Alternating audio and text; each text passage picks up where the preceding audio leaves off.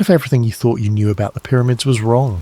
Imagine standing inside the Great Pyramid of Giza at midnight, alone, surrounded by 2.3 million stone blocks that have kept their secrets for over 4 millennia. The air is thick with mystery, and you can feel something humming beneath your feet, a vibration so subtle it might just be your imagination. Or might it be something far more extraordinary?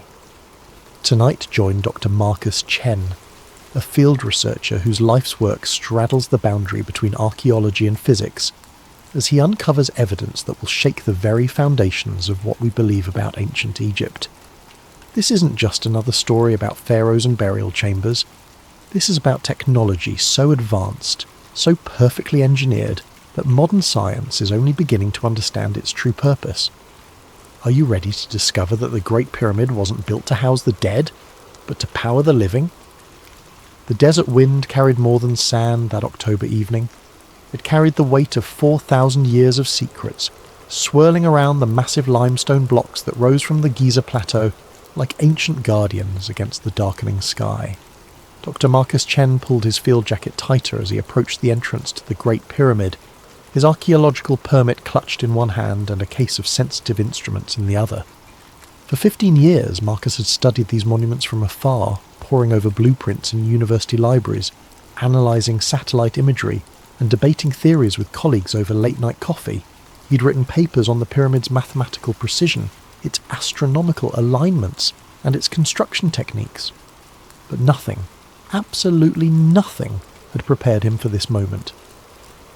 The entrance shaft yawned before him like the mouth of some primordial beast. His Egyptian guide, Hassan, gestured him forward with a weathered hand that had led countless tourists through these passages. But tonight was different. Tonight Marcus had special permission to remain inside after closing, to conduct his research in the profound silence that only comes when the tourist crowds fade away. "Dr. Chen," Hassan said, his English tinged with the accent of the Nile Delta. "You're sure you want to stay alone? The pyramid. She speaks differently at night." Marcus nodded, though he wasn't entirely sure what Hassan meant. "I need to take measurements without interference. The electromagnetic readings are too important to risk contamination from cameras and cell phones." As they ducked through the entrance and began their descent into the ancient passageway, Marcus felt something he hadn't expected, a subtle vibration through the soles of his boots. It was barely perceptible, like standing near a power plant or a subway station, but unmistakably present. The limestone blocks seemed to pulse with their own rhythm, as if the entire structure were somehow alive. "Hassan," he said, pausing to place his palm against the cool stone wall, "do you feel that?" The guide's eyes met his in the dim LED lighting they'd strung along the passage. "You feel it too?" Most visitors, they notice nothing, but some, the ones who know how to listen, they feel the heart of the pyramid beating. Marcus's scientific mind immediately began cataloguing possible explanations: seismic activity from Cairo traffic, thermal expansion and contraction of the limestone, perhaps underground water movement. But as they climbed deeper into the structure, following the grand gallery toward the king's chamber, the sensation only grew stronger. The textbooks had described every measurement, every angle, every architectural feature, but they had failed to capture this, the sense that he was walking through the corridors of a machine rather than a tomb. The walls weren't just precisely cut, they were purposeful, functional, as if each block had been positioned not just to support weight, but to channel something else entirely. By the time Hassan left him alone in the king's chamber with his instruments and a promise to return at dawn, Marcus was beginning to suspect that everything he thought he knew about the Great Pyramid was about to change. The silence in the king's chamber was absolute. Not the gentle quiet of a library or the muffled stillness of a snow-covered landscape, but the profound absence of sound that only exists deep within solid rock far from the surface world. Marcus set his equipment case on the granite floor and began unpacking his instruments, but his eyes kept returning to the walls around him. For a structure supposedly built as the eternal resting place of Pharaoh Khufu, the king's chamber was remarkably empty. No hieroglyphs adorned the walls, no colourful depictions of the pharaoh's journey to the afterlife, no ornate decorations celebrating his divine status, just smooth, precisely fitted granite blocks that formed a perfect rectangular space. Marcus had visited dozens of legitimate Egyptian tombs, from the elaborate burial chambers in the Valley of the Kings to smaller mastabas scattered throughout the desert. Every single one had been filled with artwork, inscriptions and symbolic elements designed to guide and protect the deceased in the afterlife. The Egyptians were obsessive about decorating their tombs. It was perhaps their most distinctive cultural trait. So why was the most important tomb in Egypt completely bare? He pulled out his digital calipers and began measuring the chamber's dimensions, cross-referencing them with his notes. 10.47 metres long, 5.24 metres wide, 5.84 metres high. But as he worked, something else caught his attention: the acoustics. "Hello?" he called out softly, and the word came back to him transformed. Not a simple echo, but something more complex, a resonance that seemed to build upon itself, creating harmonics that his voice alone couldn't produce. He clapped his hands sharply and the sound reverberated through the chamber in waves, each echo slightly different from the last. Marcus had studied acoustical engineering as part of his physics background, and he knew what he was hearing. The chamber was tuned. The proportions, the materials, even the placement in the pyramid weren't arbitrary. They had been calculated to create specific resonant frequencies. He set up his sound meter and began a systematic test, clapping at different spots around the chamber and recording the acoustic response. The data was remarkable. The chamber was resonating at approximately 110 Hz, a frequency that research had shown could induce altered states of consciousness in humans. Ancient peoples around the world had built structures with similar acoustic properties. Newgrange in Ireland, the Hippogæum in Malta, certain chambers at Stonehenge. But there was something more. As Marcus moved his sound meter around the room, he noticed that the acoustic properties weren't uniform. The northeast corner produced different harmonics than the southwest. The centre of the chamber created the strongest resonance, while areas near the walls seemed to dampen certain frequencies while amplifying others. It was as if the entire chamber had been designed as a three-dimensional instrument, capable of producing complex acoustic patterns that modern sound engineers would struggle to replicate. This wasn't the work of ancient stonemasons building a burial vault. This was the product of sophisticated understanding of wave mechanics and acoustic engineering. Marcus sat cross-legged in the centre of the chamber and closed his eyes, letting the subtle vibrations he'd felt earlier wash over him. The sensation was stronger here, a low-frequency pulse that seemed to emanate from the very stones themselves. It reminded him of standing next to a massive pipe organ, feeling the bass notes resonating in his chest cavity. But there were no pipes here, no mechanical system that could produce such vibrations, unless... He opened his eyes and looked up at the ceiling, with its 9 massive granite beams supporting thousands of tons of limestone above. Each beam weighed between 25 and 80 tons, and had been quarried from Aswan 500 miles to the south. The precision with which they'd been placed was extraordinary. The gaps between them were uniform to within millimetres. What if those gaps weren't just structural? What if they were intentional spacing, designed to create specific resonant frequencies when subjected to external forces? The entire chamber could be functioning as a resonating cavity, with the granite beams acting as tuning elements. Marcus pulled out his electromagnetic field detector and switched it on. Immediately the device began registering low-level EM activity. Not strong, but definitely present and distinctly non-random. The readings were strongest near the walls and seemed to pulse in rhythm with the vibrations he could feel through the floor. No pharaoh had ever been found in this chamber. No evidence of burial had ever been discovered. No grave goods, no mummy. No indication that this space had ever served its supposed purpose as a tomb. But it was definitely serving some purpose. The question was, what? The next morning, Hassan returned to find Marcus still awake, surrounded by printouts from his instruments and covered in limestone dust. The researcher had spent the night exploring every accessible passage in the pyramid, and his findings were beginning to form a picture that contradicted everything in the archaeological textbooks. "Dr. Chen, you look like you have seen the jinn," Hassan said, offering him a thermos of strong coffee. "What did the pyramid tell you?" Marcus accepted the coffee gratefully and gestured toward his scattered notes. "Hassan, I need to see the subterranean chamber, the one most tourists never visit." Hassan's expression grew serious.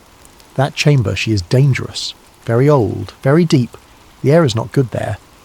"I have proper equipment," Marcus insisted, "and I think what's down there might be the key to understanding what this place really is." An hour later, they were descending through a narrow shaft that led to the lowest accessible level of the pyramid. The subterranean chamber lay more than 30 metres beneath the base of the structure, carved directly from the bedrock.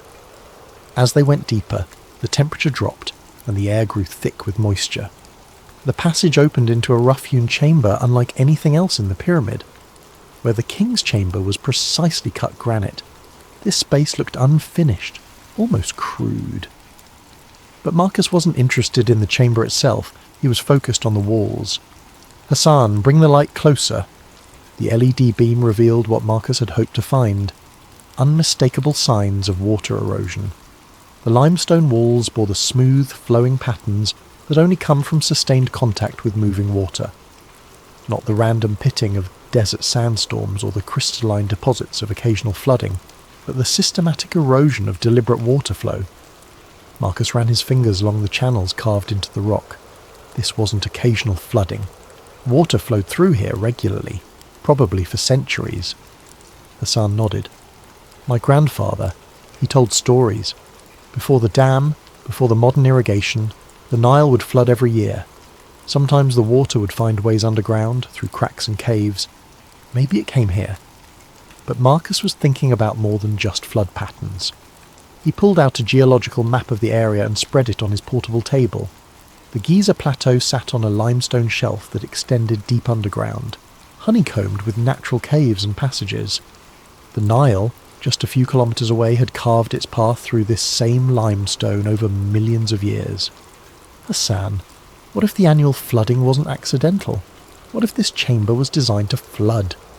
He pointed to the roughly carved passages that branched off from the main chamber, disappearing into darkness. These could be intake channels. When the Nile floods, water would flow through underground passages and fill this chamber, then rise up through the pyramid's internal structure. Marcus began sketching a diagram, his excitement growing. "Look at this. Water enters here, rises through the Grand Gallery, which is angled like a spillway, and reaches the king's chamber. But that chamber isn't at the top of the pyramid. There are shafts leading up from it." Hassan studied the drawing. "You think the pyramid was some kind of water machine? Not just water. Think about what happens when you force pressurized water through granite." Hassan looked puzzled, so Marcus elaborated. "Granite contains quartz crystals. When you subject quartz to mechanical pressure, like water flowing under pressure, it generates electricity. It's called the piezoelectric effect. We use it in modern electronics." The implications were staggering. If Marcus was right, the Great Pyramid wasn't a tomb at all. It was a hydroelectric generator, using the annual Nile floods to create pressurized water flow through chambers lined with granite. The precise positioning of the granite blocks, the careful engineering of the internal passages, the acoustic tuning of the chambers, all of it could be explained as components of a massive power generation system. Marcus spent the next several hours taking measurements of the subterranean chamber, documenting the erosion patterns and mapping the passages. Every piece of evidence supported his growing hypothesis. The pyramid builders hadn't just been skilled stonemasons, they had been hydraulic engineers, working with an understanding of electricity that wouldn't be rediscovered until the 18th century. But that raised an even more disturbing question. If the ancient Egyptians possessed this level of technological sophistication, what else had they known that modern archaeology had missed? And why had this knowledge been lost? As they climbed back toward the surface, Marcus couldn't shake the feeling that he was walking through the ruins of a civilization far more advanced than anyone had imagined. The desert wind that greeted them at the pyramid's entrance seemed to carry whispers of forgotten science, lost wisdom, and secrets that someone had gone to great lengths to hide. The next day found Marcus standing on the Giza Plateau at dawn, his GPS equipment spread out on a folding table, as the first rays of sunlight painted the ancient stones in shades of gold and amber. Hassan had brought along his cousin Karim, a modern engineer who worked for the Egyptian Ministry of Tourism and had access to more sophisticated surveying equipment than Marcus could carry. "Dr. Chen, you said you wanted to verify the pyramid's alignment," Karim asked, adjusting the precision GPS receiver. "I must tell you, this has been measured many times. The accuracy is well documented." Marcus nodded, checking his own instruments. "I'm not questioning the accuracy. I'm trying to understand why that accuracy was necessary." The numbers were indeed remarkable.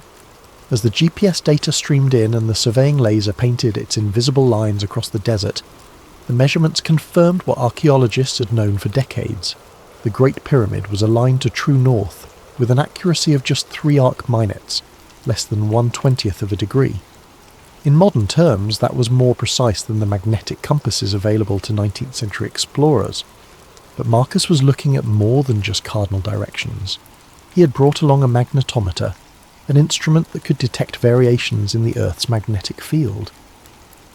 As he moved the device around the pyramid's base, the readings told a fascinating story. "Karim, look at this." Marcus showed him the magnetometer display.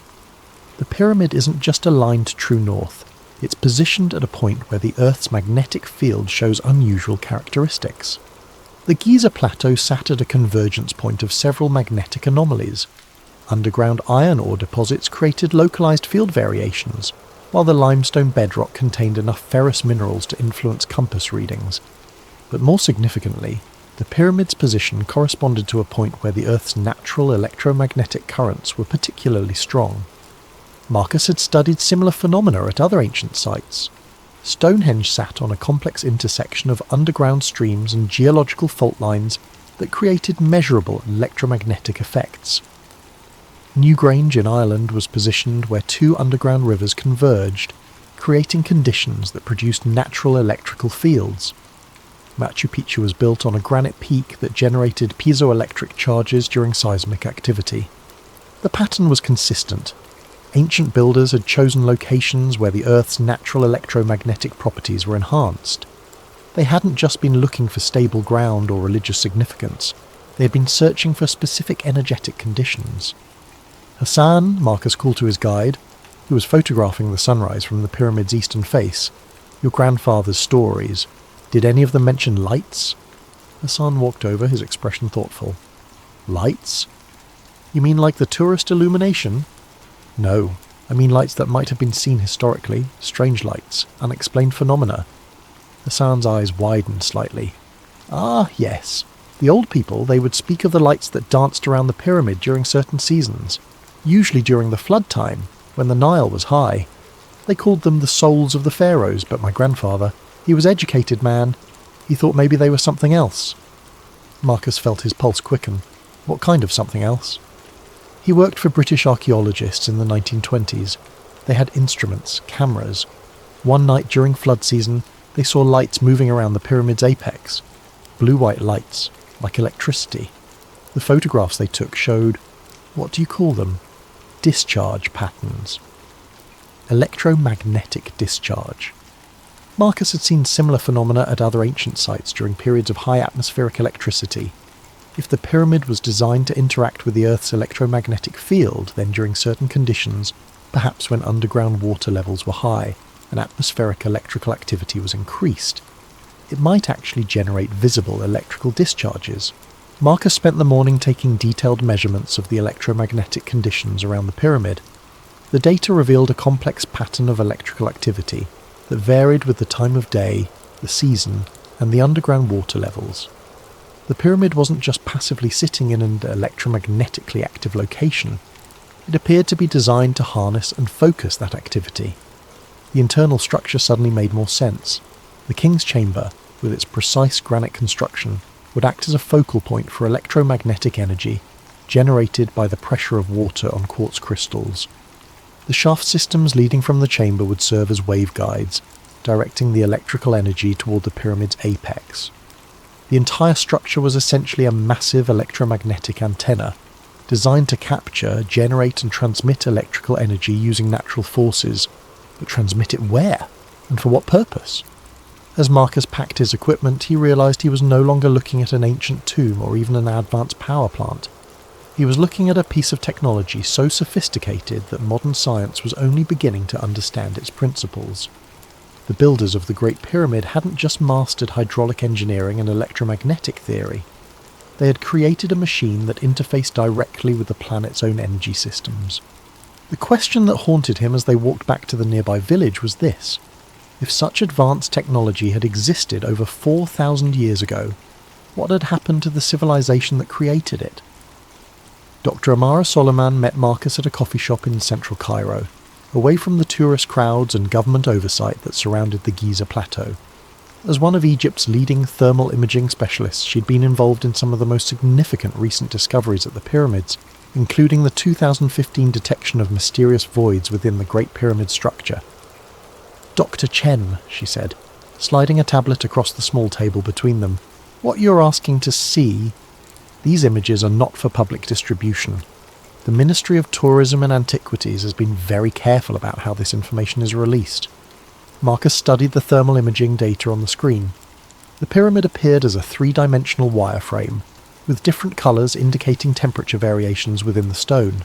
But there, clearly visible in the computer-enhanced images, were several dark voids, empty spaces within the solid limestone structure where no chambers were supposed to exist.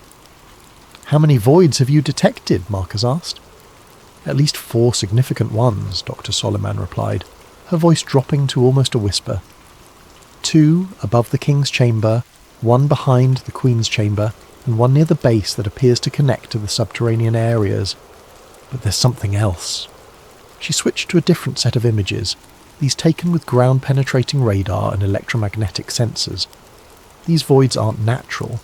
They show clear geometric patterns, right angles, precisely measured dimensions.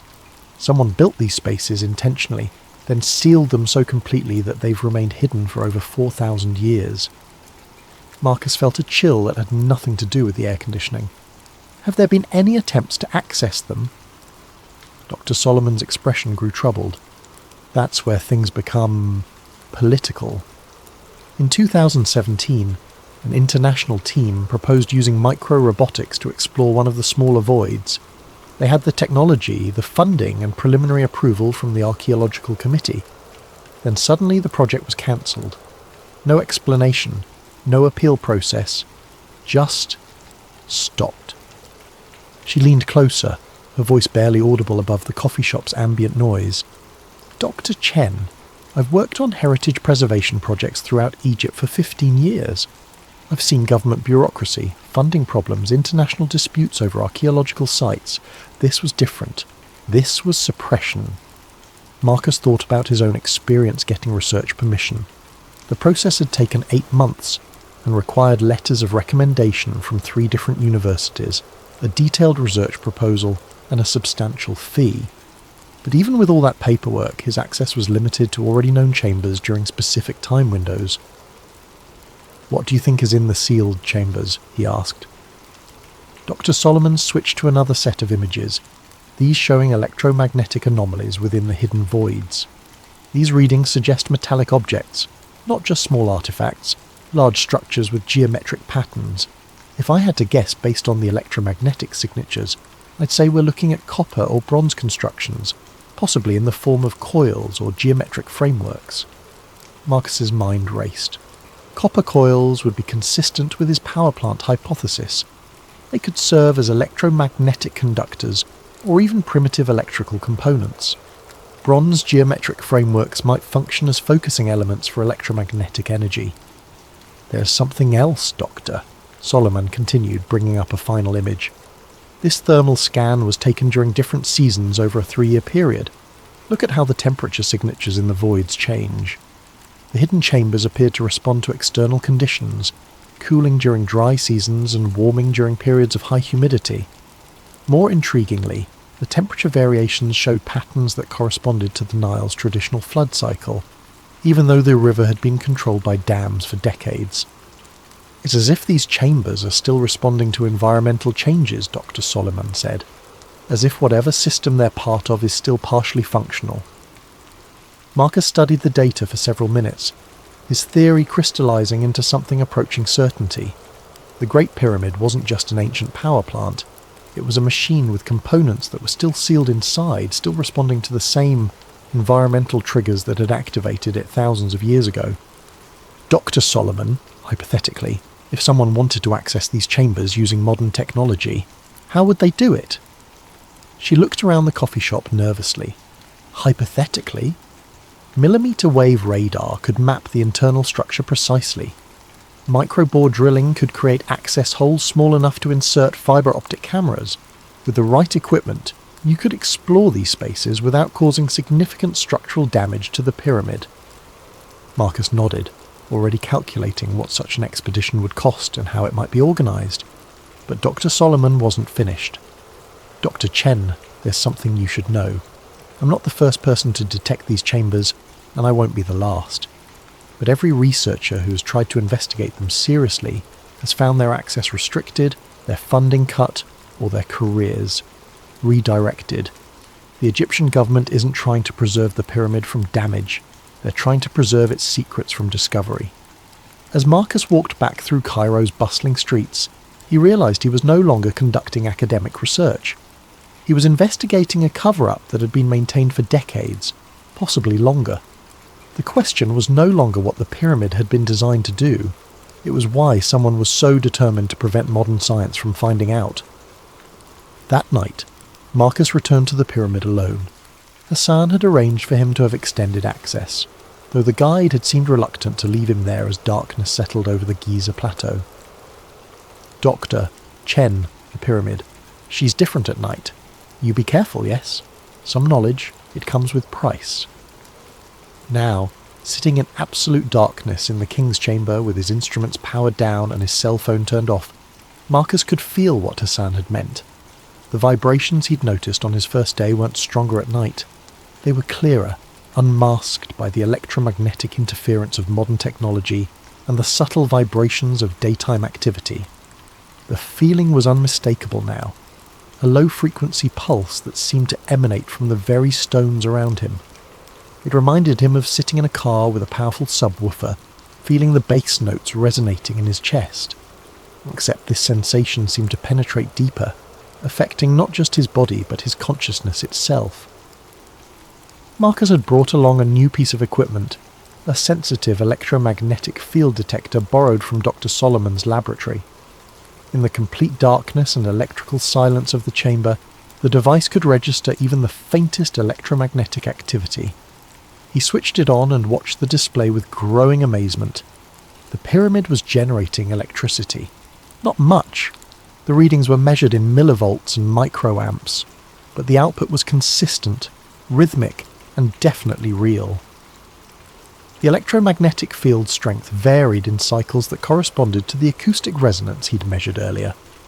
The entire structure was functioning as a low-level electrical generator, powered by forces he was only beginning to understand. Marcus activated his night vision camera and began recording, speaking in whispers to avoid disturbing whatever delicate processes he was observing. The electromagnetic readings are strongest near the northeast corner of the chamber, consistent with the acoustic anomalies I documented earlier. The field strength appears to correlate with lunar cycles. Tonight's readings are approximately 20% higher than last week's, coinciding with the new moon. He moved the detector around the chamber, mapping the electromagnetic field as he had mapped the acoustics. The patterns were complex but consistent, forming a three-dimensional matrix of electrical activity that encompassed the entire chamber. At the centre of the room, where the pharaoh's sarcophagus should have been, the electromagnetic field reached its peak intensity. But there was something else.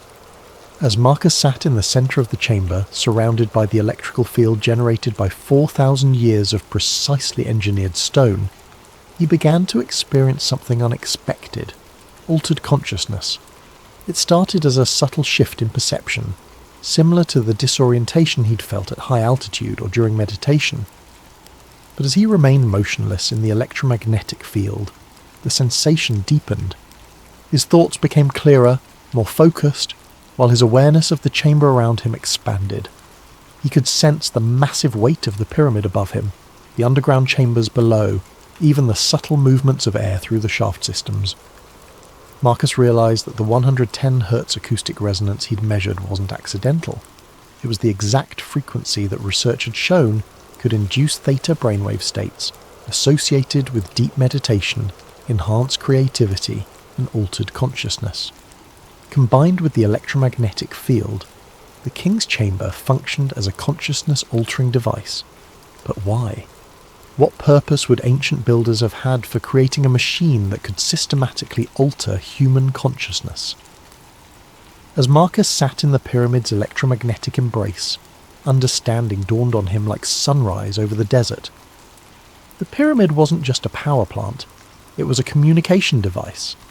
The electrical energy it generated wasn't meant to power lights or machinery, it was designed to amplify and transmit human consciousness itself. The ancient Egyptians had built the ultimate meditation chamber, a place where human awareness could be enhanced, expanded, and potentially transmitted across vast distances. The precision engineering, the electromagnetic properties, the acoustic tuning, all of it served to create conditions where consciousness could transcend the normal limitations of the human brain. Marcus thought about the ancient Egyptian concepts of Ka and Ba, aspects of the human soul that could travel beyond the physical body. What if these weren't just religious beliefs, but actual descriptions of consciousness, projection experiences facilitated by the pyramid's technology? The implications were staggering.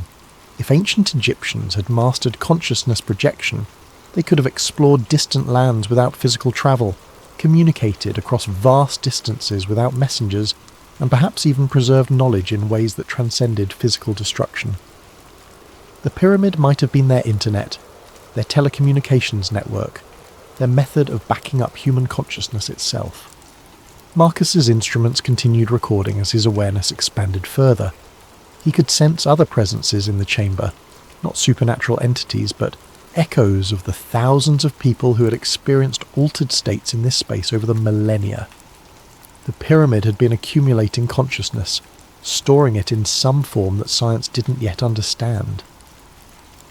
As the hours passed, Marcus began to comprehend the magnitude of what he'd discovered. The Great Pyramid wasn't just an ancient monument, it was a machine for expanding human potential, built by a civilization that understood the relationship between consciousness, electromagnetic energy, and the fundamental structure of reality itself.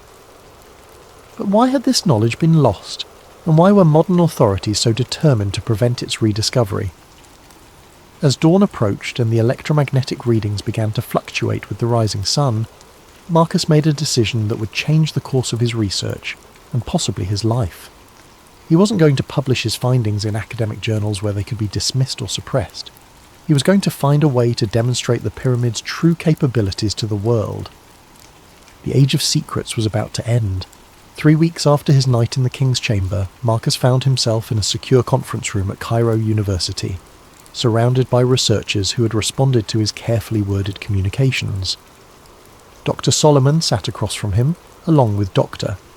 James Morrison, a British archaeoacoustic specialist, Dr. Elena Kozlov, a Russian electromagnetic researcher, and surprisingly, Dr. Sarah Running Bear, a Lakota physicist who studied indigenous sacred sites in North America. "What you're suggesting, Doctor?" "Chen," Dr. Morrison said, reviewing Marcus's data on his tablet, "goes beyond revolutionary.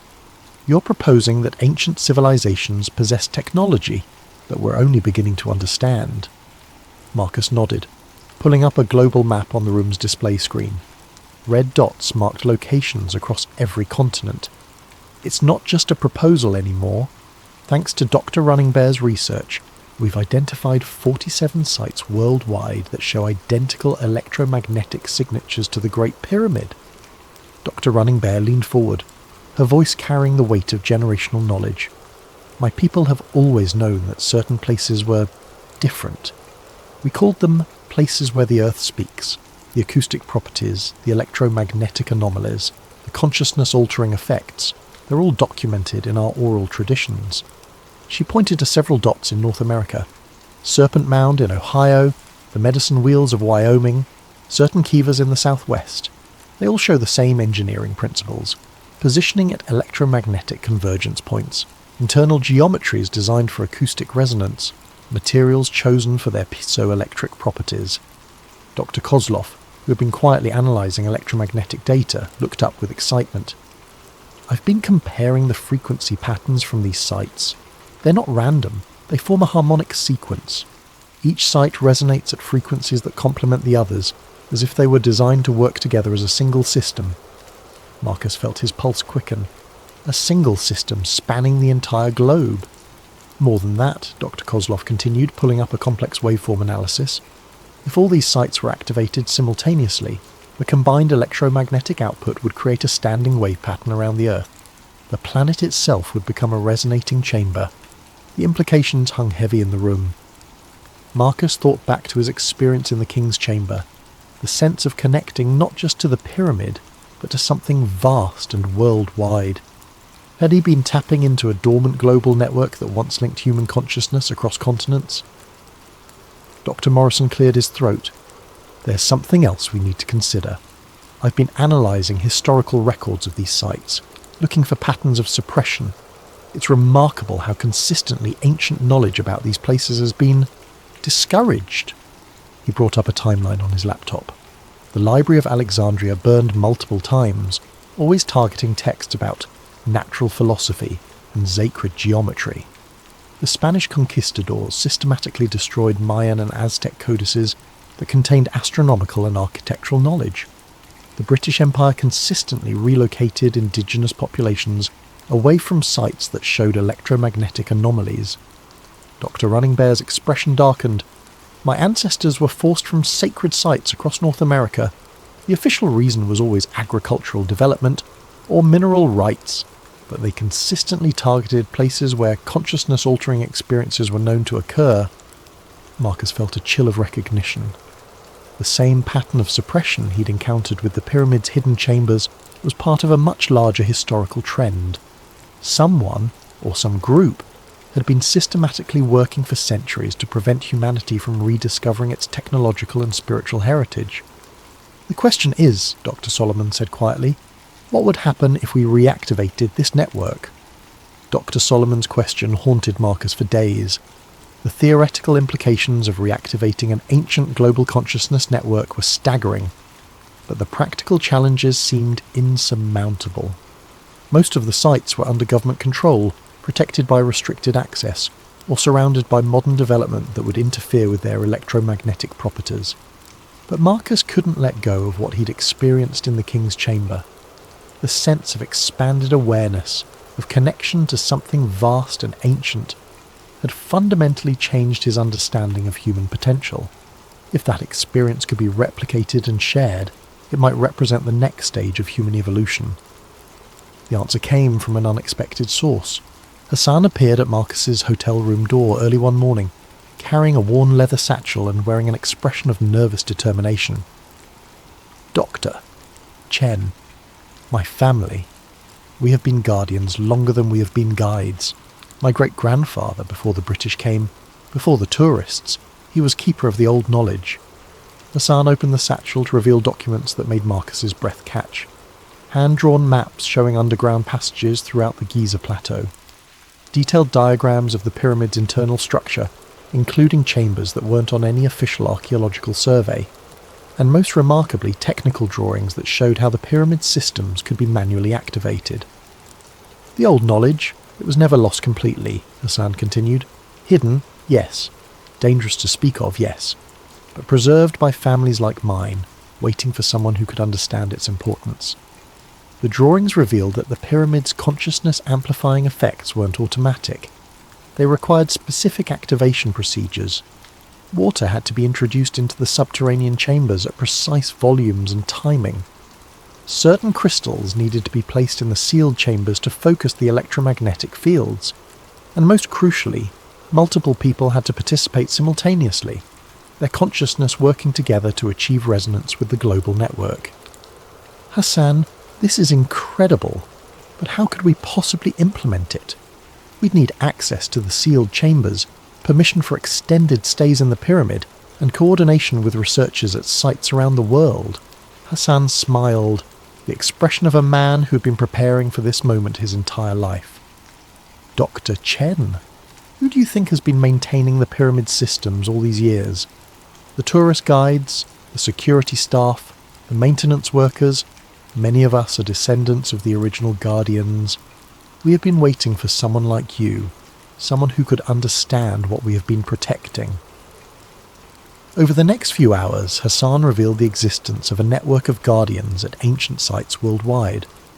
Families who had maintained the old knowledge for generations, keeping the sites minimally functional while waiting for the time when they could be fully reactivated. The suppression Marcus had encountered wasn't just from modern governments. It was part of an ancient conflict between those who sought to preserve transformative knowledge and those who feared its implications for existing power structures. But now, Hassan said, his eyes bright with possibility, the time of hiding is ending. The world is ready for the old wisdom to return. Marcus spent the next week in secret meetings with Hassan's network. They showed him hidden passages that connected the pyramids at Giza to underground chambers extending for kilometers beneath the desert. They revealed caches of ancient crystals and metallic components that could be used to restore the pyramid's full functionality. Most remarkably, they demonstrated that they had been maintaining contact with Guardian networks at other sites around the world, using methods that seemed to blend ancient wisdom with modern technology. The plan they developed was audacious beyond anything Marcus had imagined.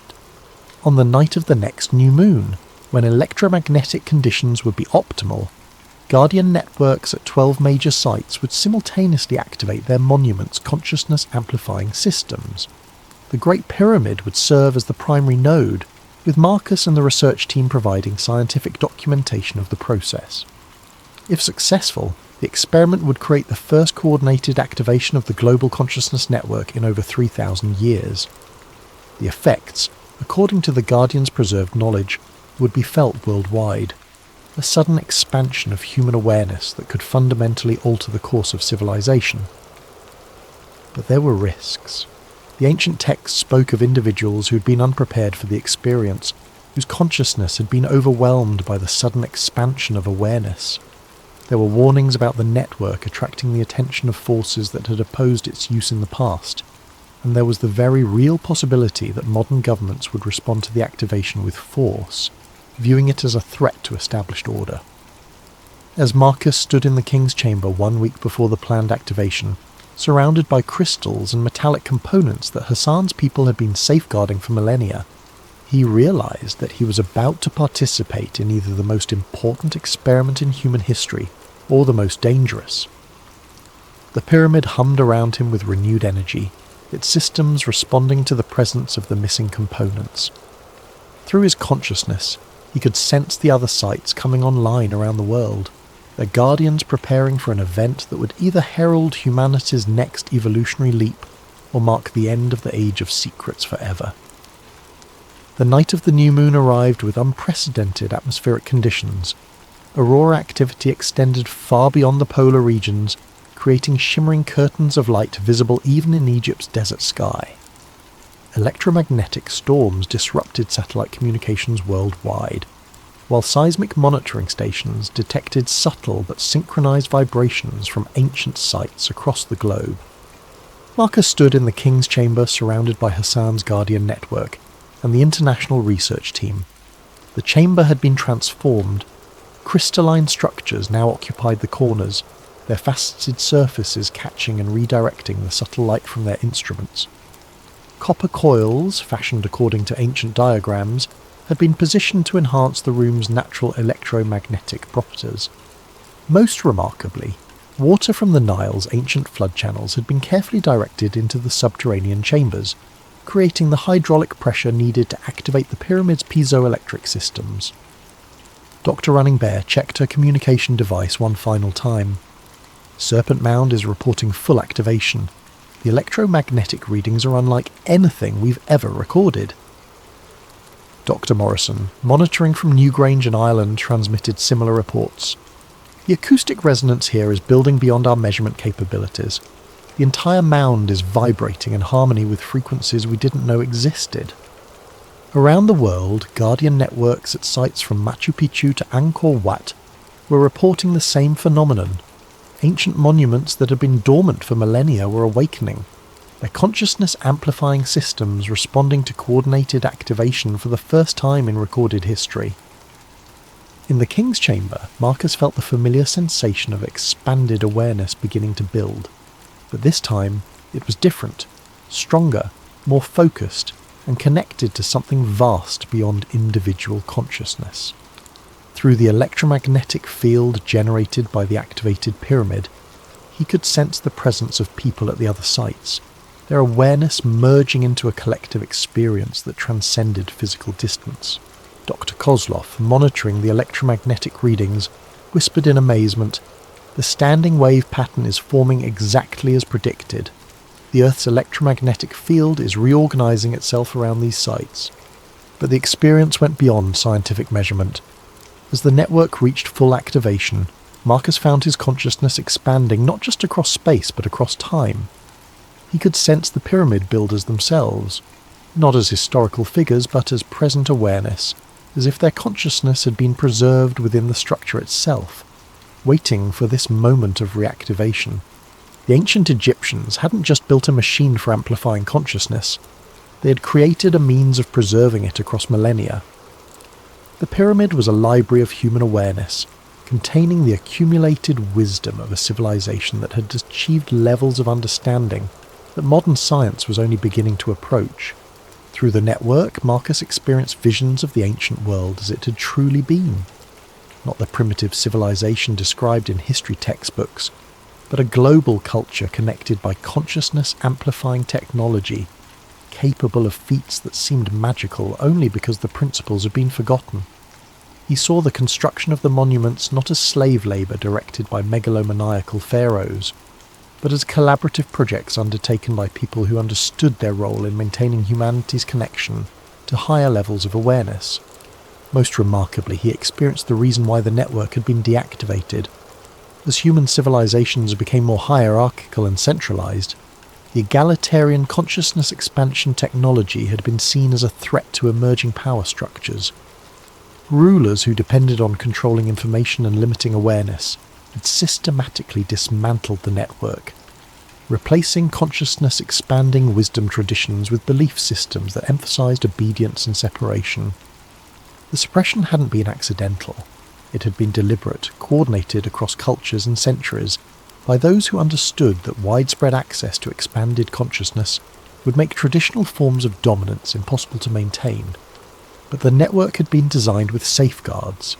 The consciousness of its builders had been preserved within the structures themselves, waiting for a time when humanity would be ready to reclaim its heritage. That time, Marcus realized, was now.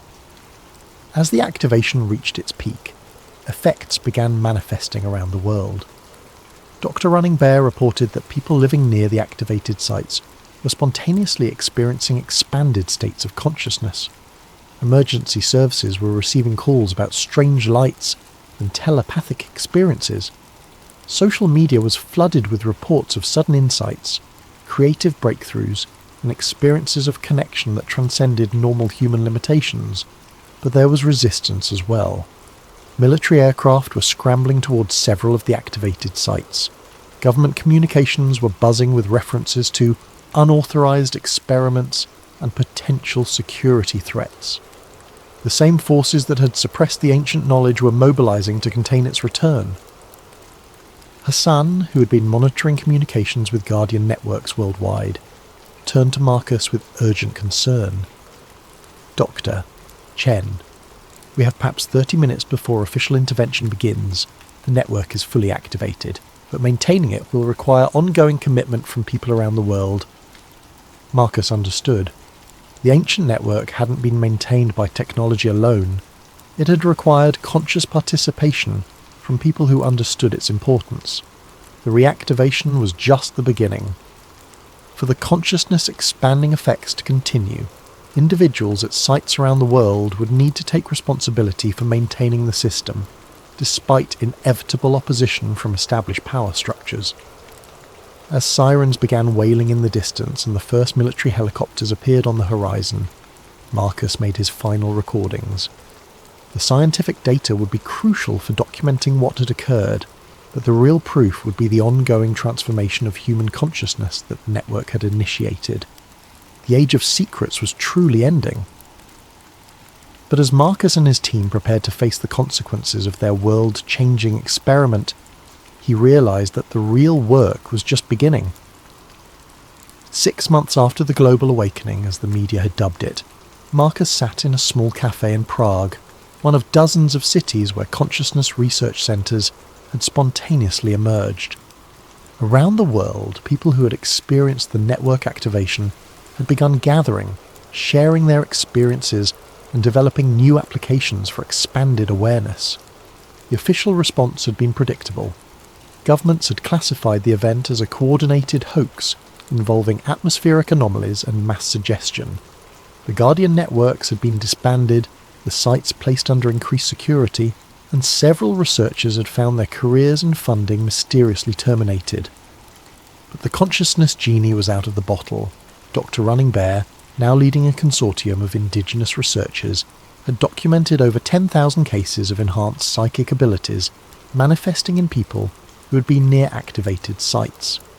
Dr. Kozlov was working with a network of physicists who had detected fundamental changes in quantum field behaviour around former network locations. Even Dr. Morrison, despite losing his university position, continued documenting the ongoing acoustic anomalies at ancient sites worldwide. Most remarkably, people were spontaneously rediscovering consciousness expansion techniques that had been lost for millennia. Meditation practices, acoustic healing methods, and electromagnetic sensitivity training were emerging independently in communities around the globe, as if the network activation had reawakened dormant human capabilities.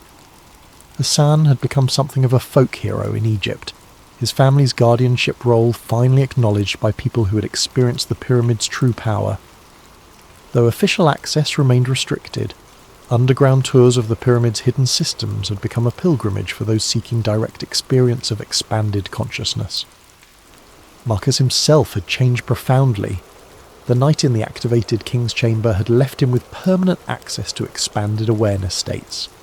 He could sense the electromagnetic fields of other people, communicate telepathically with others who had experienced the network, and access information through methods that conventional science couldn't explain. But perhaps the most significant change was happening at a societal level. The consciousness expansion experienced by millions of people worldwide had created a generation less susceptible to manipulation, more capable of independent thinking, and naturally inclined toward cooperation rather than competition. Political movements based on fear and division were finding it increasingly difficult to gain traction. Economic systems that depended on artificial scarcity and manufactured desire were being replaced by resource-sharing networks organised through enhanced human communication abilities. The ancient pyramid builders' greatest achievement wasn't the monuments themselves, it was the civilization they had made possible. A society where expanded consciousness was the norm rather than the exception, where human potential was fully realised, and where technology served to enhance rather than replace natural human capabilities. As Marcus finished his coffee and prepared for another day of documenting the ongoing transformation, he reflected on the pyramid's true message. The structure itself had been important, but it was ultimately just a tool. The real power had always been within human consciousness itself, the capacity for awareness to expand, connect, and transcend the limitations that seemed so absolute. The pyramids had been built not to house the dead, but to awaken the living, and after 4,000 years of slumber, humanity was finally ready to reclaim its birthright. Standing in the Prague sunlight, Marcus could sense the presence of others around the world who had experienced the awakening. Through the invisible network that still connected activated sites, he felt their determination to ensure that the consciousness-expanding knowledge would never again be lost or suppressed. They told us the pyramids were tombs, but standing here, I know that's a lie. This wasn't built to bury the dead. It was built to keep the world alive, to preserve and transmit the highest potentials of human consciousness across the millennia, waiting for a time when humanity would be ready to reclaim its forgotten heritage. That time had finally come. The age of expanded consciousness had begun, and no force on earth could put the awakened human spirit back to sleep. The network hummed silently across the globe, connecting minds and hearts in ways that transcended physical distance. The ancient guardian's work was complete. The future of human consciousness stretched ahead like dawn breaking over the desert, infinite with possibility. Marcus smiled, feeling the pyramid's eternal presence in his consciousness, and stepped forward into humanity's transformed tomorrow.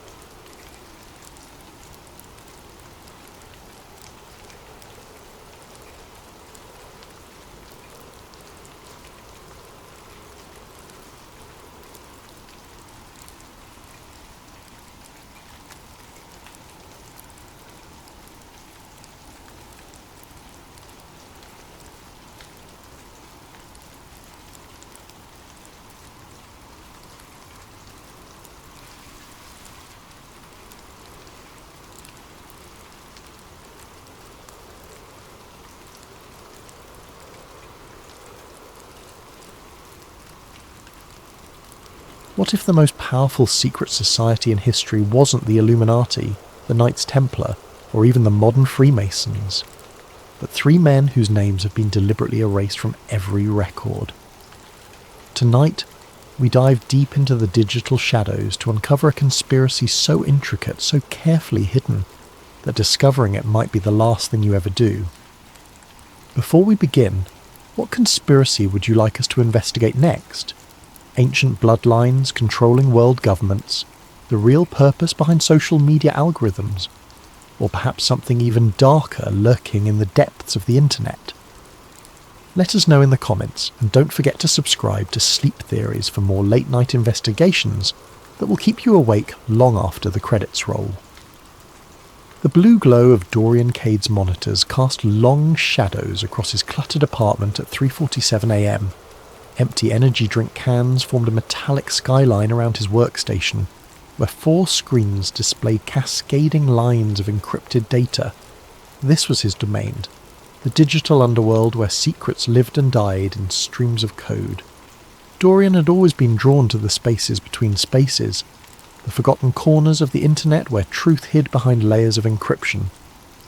By day, he was just another cybersecurity analyst for Titan Defense Systems, debugging firewalls and hunting malware. But by night, he was something else entirely, a digital archaeologist, excavating buried information from the deepest recesses of the web. Tonight's target was a seemingly innocuous file archive he'd discovered on a defunct server that once belonged to the Grand Lodge of Pennsylvania. The files were old, some dating back to the early digitization efforts of the 1990s, when historical documents were first being converted from physical to digital formats. Most of it was mundane: meeting minutes, membership rolls, financial records, the kind of material that would put most people to sleep. But Dorian wasn't most people. As his decryption algorithms worked through the data, something unusual caught his attention. Buried within a folder labelled Historical Correspondence MISC was a file that didn't match the others. The metadata was wrong, the encryption was different, and when he finally cracked it open, what he found made his pulse quicken. It was a single image, a symbol he had never seen before. 3 interlocked triangles formed an intricate pattern that seemed to shift and move in his peripheral vision. Each triangle was perfectly equilateral, but where they intersected, strange geometric forms emerged, creating an optical illusion that was both mesmerizing and unsettling. Beneath the symbol was a single line of text, the triune accord established. 1717 AVCRJH. Dorian leaned back in his chair, fingers drumming against his desk. 1717. That was the same year the Grand Lodge of London was established, marking the beginning of organised Freemasonry. But what was the Triune Accord, and who were AV, CR and JH? He screenshotted the image and began reverse searching it through every database he could access. Nothing. No matches, no similar images, no references anywhere on the indexed internet. It was as if this symbol existed in a void, completely disconnected from the digital world. The mystery deepened when he examined the file's digital signature. According to the metadata, this document had been accessed and modified hundreds of times over the past 30 years, but always by anonymous users with no traceable digital footprints. Someone, or multiple someones, had been maintaining this file, keeping it alive in the digital space while ensuring it remained invisible to casual observers. Dorian's hands moved instinctively to his keyboard. He had found something that wasn't supposed to be found, touched something that wasn't supposed to be touched. And now, he couldn't let it go. The hunt had begun. 3 days of relentless searching had yielded fragments, tantalizing pieces of a puzzle that refused to come together. Dorian had barely slept, surviving on caffeine and the electric thrill of discovery. His apartment had transformed into a conspiracy theorist's dream, with printed documents taped to every available wall surface, and red string connecting seemingly random data points.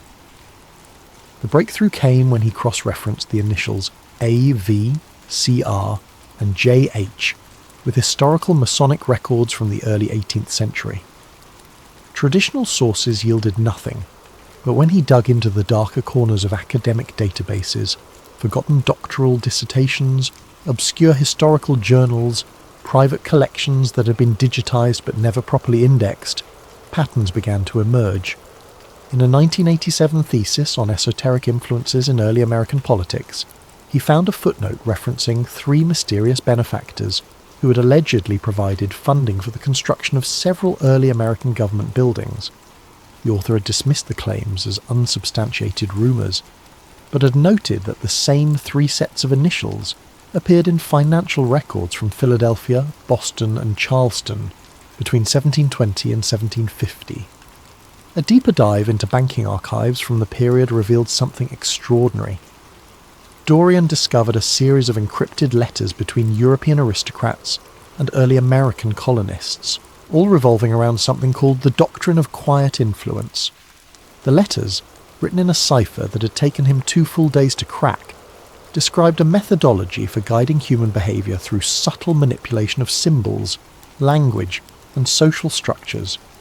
But it was the names that made his blood run cold. The letters were signed with the same initials, AV, CR, and JH.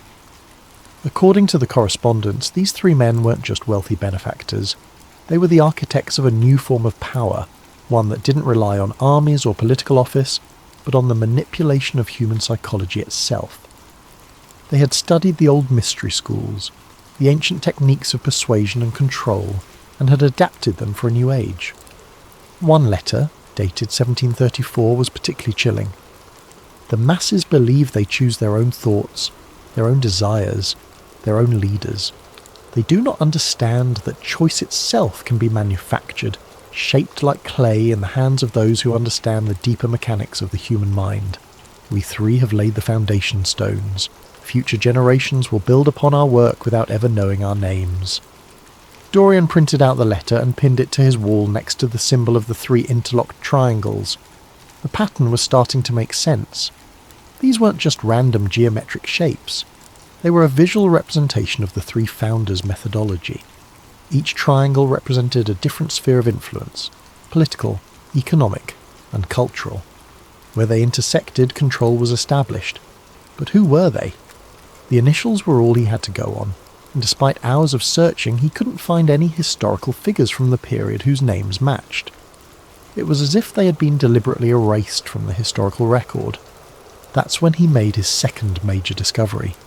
Hidden within the financial records was a reference to something called the Lodge of 3 Pillars. Not an official Masonic lodge, but what appeared to be a secret organisation within the larger Masonic structure.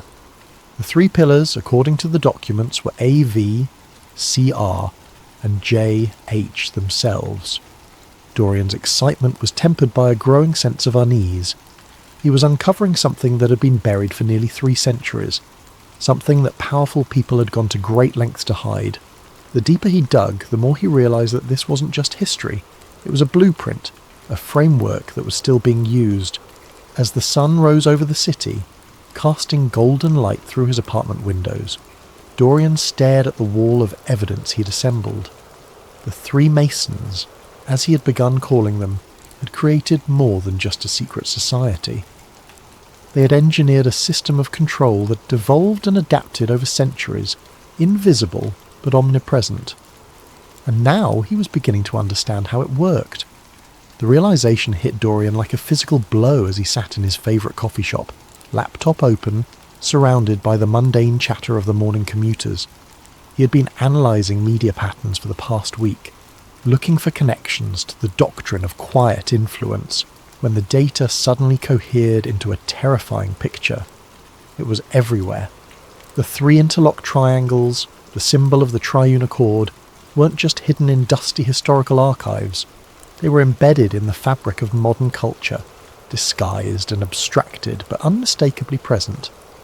Movie logos, corporate brands, architectural designs, even the layout of popular websites, all contained subtle variations of the three-triangle pattern. Dorian's hand shook as he scrolled through his analysis. He had developed an algorithm to detect geometric patterns that matched the mathematical relationships inherent in the original symbol. The results were overwhelming. Major Hollywood studios, Fortune 500 companies, news networks and social media platforms all incorporated elements of the design into their visual identity. But it went deeper than logos and branding. The doctrine of quiet influence, as described in the 18th century letters, relied on three key principles: repetition, authority, and emotional resonance. Dorian began to see these principles reflected in everything from political campaigns to advertising strategies to social media algorithms. The coffee in his cup grew cold as he dove deeper into the pattern recognition data. Primetime television shows contained dialogue structures that followed specific linguistic patterns outlined in the historical documents. Popular songs used chord progressions and lyrical frameworks that aligned with the emotional manipulation techniques described in the letters. Even children's programming seemed to incorporate subliminal messaging systems derived from the three Masons' psychological frameworks. The most disturbing discovery came when he analysed news broadcasts from the past decade. Major networks, regardless of their political orientation, used nearly identical linguistic structures when reporting on controversial topics. The language was designed to create emotional responses that bypassed rational analysis, exactly as the doctrine had prescribed. Dorian closed his laptop and walked home in a daze. His apartment felt different now, contaminated by the knowledge he carried. Every advertisement on the subway, every billboard along the street, every notification on his phone, they all looked different through the lens of what he now understood. That evening he began compiling a comprehensive digital archive of his findings. If what he suspected was true, if the three Masons' influence had not only survived but thrived in the modern era, then someone needed to document it. He created encrypted backups of everything: the historical documents, his analysis algorithms, the pattern recognition data, his own notes and theories. As he worked, a new question haunted him. If the three Masons had successfully embedded their control systems into modern society, who was running those systems now? The original architects had died centuries ago, but their work lived on. Someone was maintaining it, updating it, ensuring its continued effectiveness. Dorian pulled up recent financial records from some of the corporations that featured the strongest pattern matches. Shell companies, offshore accounts, anonymous investors. The ownership structures were labyrinthine, designed to obscure rather than reveal. But patterns emerged here too. The same investment firms appeared again and again, the same legal structures, the same carefully anonymized board members. It was a network, vast and interconnected, spanning industries and continents, and at its heart Dorian was beginning to suspect were the modern inheritors of the three Masons' legacy. He named his archive the Veil Project and began preparing it for release. The world had a right to know about the invisible architecture of influence that shaped their daily lives, but as he prepared to upload his findings to multiple whistleblower platforms, his computer screen flickered. For just a moment, the 3 interlocked triangles appeared in the corner of his monitor. There and gone so quickly, he almost convinced himself he had imagined it. Almost. The message appeared in Dorian's private encrypted chat channel at 2:33 a.m, exactly 72 hours after he had discovered the pattern recognition data. The sender was listed as anonymous, but the message itself was anything but anonymous. It was clearly directed at him, containing details that only someone who had been watching his research could know. The 3 still watch. Stop now, Dorian. Dorian stared at the screen, his heart pounding. He had been so careful, using multiple layers of encryption, routing his traffic through a dozen different proxy servers, maintaining operational security that should have made him invisible to all but the most sophisticated surveillance operations. But they had found him. He ran a full system scan, checking for malware, backdoors, any sign of compromise. His security software came back clean, but Dorian knew that meant nothing. If someone had the resources to track his research, despite his precautions, they would also have the resources to hide their presence on his system. The paranoia began slowly, like a low-grade fever. Every notification on his phone made him jump. Every knock on his apartment door sent adrenaline coursing through his veins. He started noticing things that might have been coincidences. The same car parked outside his building for 3 days, a man in a coffee shop who looked away too quickly when Dorian glanced in his direction. The second message arrived 48 hours later, this time containing a photograph. It showed Dorian sitting at his computer, taken from inside his own apartment. The timestamp indicated it had been captured the previous night while he worked on the Veil project. Someone had been inside his home. Dorian immediately conducted a physical sweep of his apartment. He found the device hidden inside the frame of his bedroom mirror. A microcamera so small he almost missed it, connected to a transmitter that was broadcasting his every move to an unknown receiver. But the camera was just the beginning. A more thorough search revealed audio pickups in his kitchen and living room, keystroke loggers attached to his computer equipment, and something that looked like a network tap spliced into his Ethernet cable. His entire life was being monitored. The rational part of his mind told him to stop, to destroy his research and return to his normal life. But Dorian had never been particularly rational. The invasion of his privacy, rather than deterring him, only confirmed that he was onto something significant. You didn't deploy military-grade surveillance equipment against someone who was chasing shadows. He began operating under the assumption that everything he did was being watched. He established new research protocols, using air-gapped computers and physical storage devices that never connected to the internet. He moved his most sensitive work to a storage unit across town, accessible only by physical key. He varied his routines, took different routes to work, paid for everything in cash. But the watchers adapted too. His work computer at Titan Defense Systems began experiencing mysterious glitches. Files would disappear and reappear.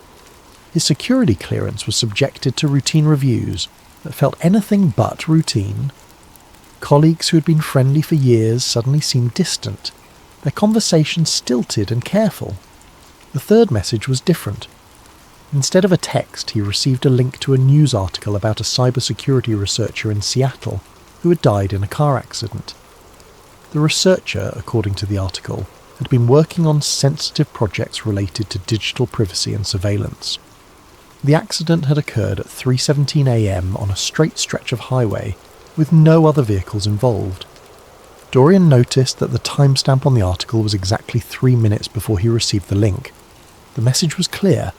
This could happen to you. But by then, Dorian was too deep to surface. The Veil project had expanded beyond his original scope, becoming an obsession that consumed his waking hours and invaded his dreams. He had uncovered something that went beyond historical curiosity or academic research. The Three Masons weren't just a fascinating historical footnote. They were the architects of a system that was still actively shaping human society. And someone was willing to kill to keep that secret hidden.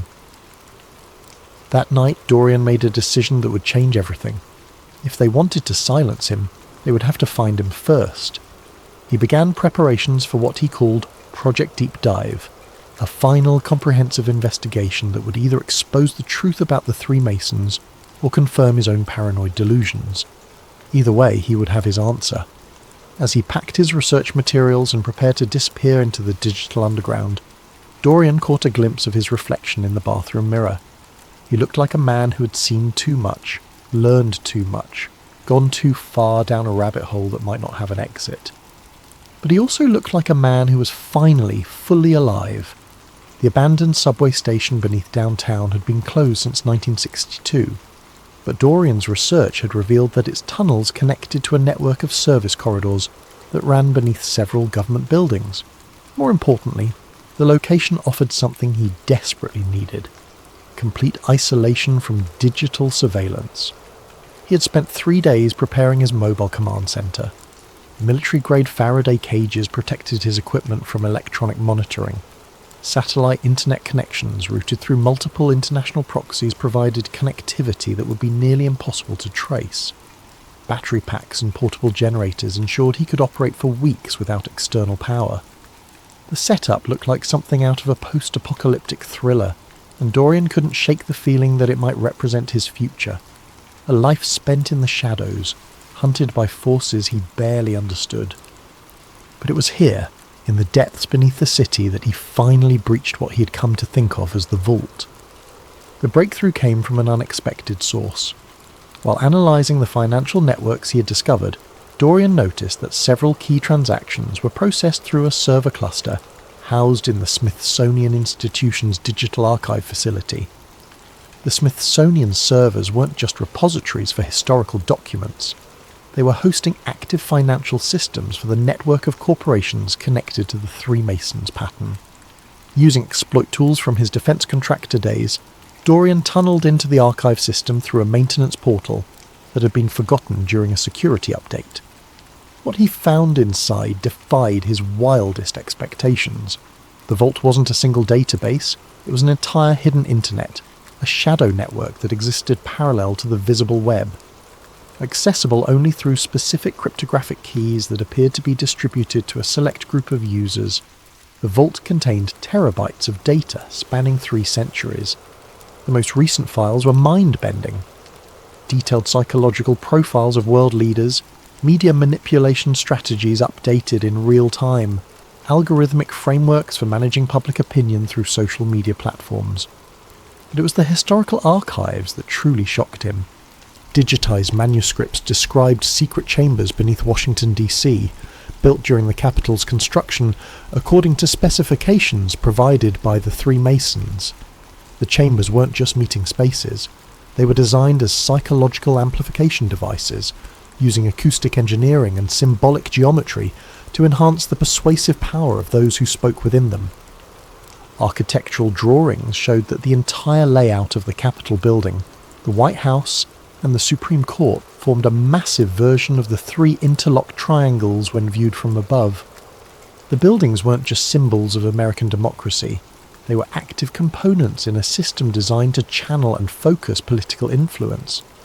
But the most disturbing documents dealt with something called the Great Work, an ongoing project to gradually reshape human consciousness through systematic manipulation of culture, education, and information systems. The Great Work wasn't a conspiracy in the traditional sense. It was presented as a form of guided evolution, helping humanity develop according to principles established by the Three Masons. According to the documents, every major social movement of the past 2 centuries had been either initiated or co-opted by the inheritors of the Three Masons' legacy. Wars, revolutions, technological breakthroughs, cultural shifts, all were pieces in a vast game being played by invisible hands. And Dorian discovered that modern political speeches were crafted using linguistic frameworks, derived directly from the original doctrine of quiet influence.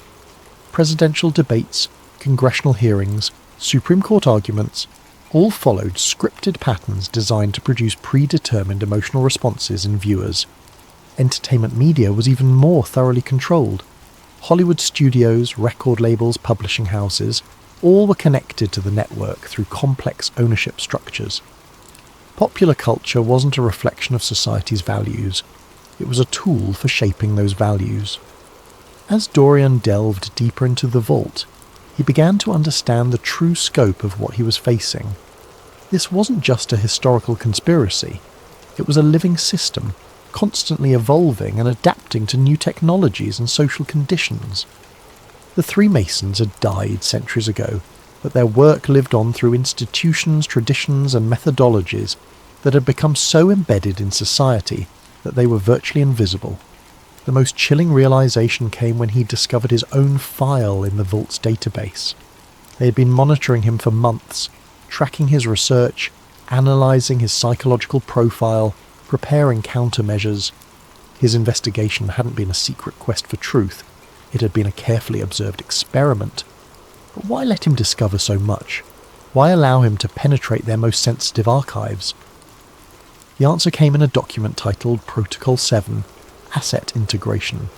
Dorian's blood ran cold as he read the clinical assessment of his psychological profile, his motivations, his likely responses to various stimuli. He wasn't just a threat to be eliminated, he was a potential asset to be recruited. The file indicated that his research skills and psychological profile made him an ideal candidate for voluntary integration into their network. His investigation of the three Masons hadn't been a violation of their security, it had been an audition. As this understanding washed over him, Dorian noticed something that made his hands shake. The documents he was accessing contained metadata signatures, hidden markers that traced every query back to his specific location and identity. By exploring the vault, he wasn't just learning their secrets, he was leaving digital fingerprints that proved he had been there. The final piece of the puzzle revealed itself at 4:47 a.m. on what Dorian would later realise was his last night of freedom. He had been analysing the most recent uploads to the vault, real-time data feeds that showed the three Masons' influence network in active operation. What he discovered was breathtaking in its scope and terrifying in its implications. The network wasn't just influencing culture and politics, it was actively shaping reality itself through coordinated manipulation of information systems. Social media algorithms were tweaked to promote specific narratives. Search engine results were subtly adjusted to guide public research toward predetermined conclusions. News recommendation systems were programmed to create echo chambers that reinforced desired belief patterns.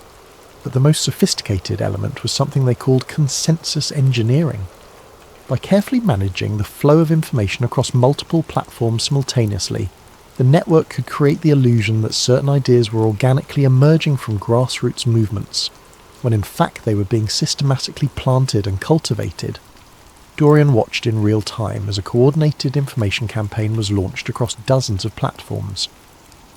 A political controversy that would dominate news cycles for weeks was being artificially created through carefully timed leaks, strategic social media posts, and coordinated commentary from influencers who probably didn't even realise they were part of the operation. The level of coordination was staggering. Television networks, newspapers, social media platforms, and even individual bloggers were all receiving talking points through channels that appeared unconnected but were actually part of a single centralised command structure. He began documenting everything, screenshotting real-time operations, copying database entries, building an irrefutable record of the network in action. This was the smoking gun he had been looking for, proof that modern society was being manipulated by invisible forces operating on a scale that dwarfed anything in history. But as he prepared to copy the most damaging files to his secure storage devices, Dorian noticed something that made his blood freeze. The documents he was accessing contained more than just information. They contained active code that was executing on his system every time he opened a file. He ran an immediate diagnostic and discovered the horrifying truth. Every document in the vault was embedded with sophisticated tracking malware. Not only did the system know exactly what he had accessed, it had been installing backdoors and surveillance tools on his equipment from the moment he had first breached their security. His air-gapped computers weren't air-gapped anymore. His encrypted storage devices were compromised. His Faraday cages were useless against software that was already inside his systems. But the worst revelation was yet to come. As he traced the malware's network connections, Dorian realised that his entire investigation had been orchestrated from the beginning. The original files he had discovered in the Masonic Lodge archive. They had been placed there deliberately, designed to attract someone with his specific skill set and psychological profile. The research trails he had followed, the connections he had discovered, the patterns he had uncovered, all of it had been a carefully constructed puzzle, leading him step by step to this moment. He hadn't been investigating the three Masons, he had been recruited by them. The recruitment wasn't complete yet. According to the protocols he found in his own file, the final step required a conscious choice. He could accept integration into their network, becoming a willing participant in the great work, or he could face the consequences of possessing knowledge that wasn't meant for outsiders. As if summoned by his thoughts, a new message appeared on his screen. Dorian, you have seen behind the veil. There are only two paths forward. Choose wisely. Below the message were two links. The first was labelled Integration. The second was labelled Termination. Dorian stared at the screen, his mind racing through the implications of everything he had discovered. The three Masons weren't the villains in this story, at least not from their perspective. They saw themselves as shepherds of human civilization, guiding society toward what they believed was a better future. The manipulation, the control, the systematic shaping of human consciousness, all of it was presented as necessary stewardship of a species too chaotic and self-destructive to govern itself effectively. But Dorian couldn't shake the image of humanity as a vast puppet show, with invisible hands pulling strings that the puppets couldn't even see. Was guided evolution really better than free will? Was managed consciousness preferable to authentic chaos? The choice before him wasn't just about his own survival. It was about what kind of world he wanted to live in, and what kind of person he wanted to be within that world. As he reached for his mouse to make his selection, Dorian heard something that made his blood run cold. Sirens in the distance, growing closer. Time was up. The sound of footsteps in the tunnel above was unmistakable. Heavy boots, moving with military precision, getting closer with each passing second. Dorian's hands flew across his keyboard as he initiated emergency protocols, wiping drives, destroying evidence, preparing for what he now realized was inevitable. The sirens had been a psychological prompt designed to create urgency and force a hasty decision. The real trap was much more elegant than simple law enforcement intervention. As Dorian frantically tried to secure his data, he discovered that his internet connection had been severed, not blocked, completely terminated at the infrastructure level. His backup satellite connections were jammed. His cellular network showed full signal strength but couldn't establish data connections. Even his emergency radio beacon was transmitting into empty air, its signals absorbed by sophisticated countermeasures he couldn't detect, but could feel pressing in around him like invisible walls. The isolation was complete and professional. Whoever was coming for him had surrounded him not just physically, but digitally, cutting off every possible avenue of communication or escape. But Dorian had one final card to play. Before establishing his underground command center, he had prepared a dead man's switch, an automated system that would release his entire archive if he failed to check in within a specific time window. The system was housed on a server cluster in Eastern Europe, completely disconnected from his current location and impossible to trace back to him through conventional means. At least that's what he had believed. As he tried to access the dead man's switch, Dorian discovered that it too had been compromised. The activation codes had been changed, the server locations had been altered, and his backup authentication systems had been systematically disabled. Somehow they had anticipated and countered even his most paranoid contingency plans. The footsteps stopped directly above his hiding place. In the silence that followed, Dorian finally understood the true nature of the trap. He hadn't just been recruited, he had been studied, analysed, and predicted with mechanical precision.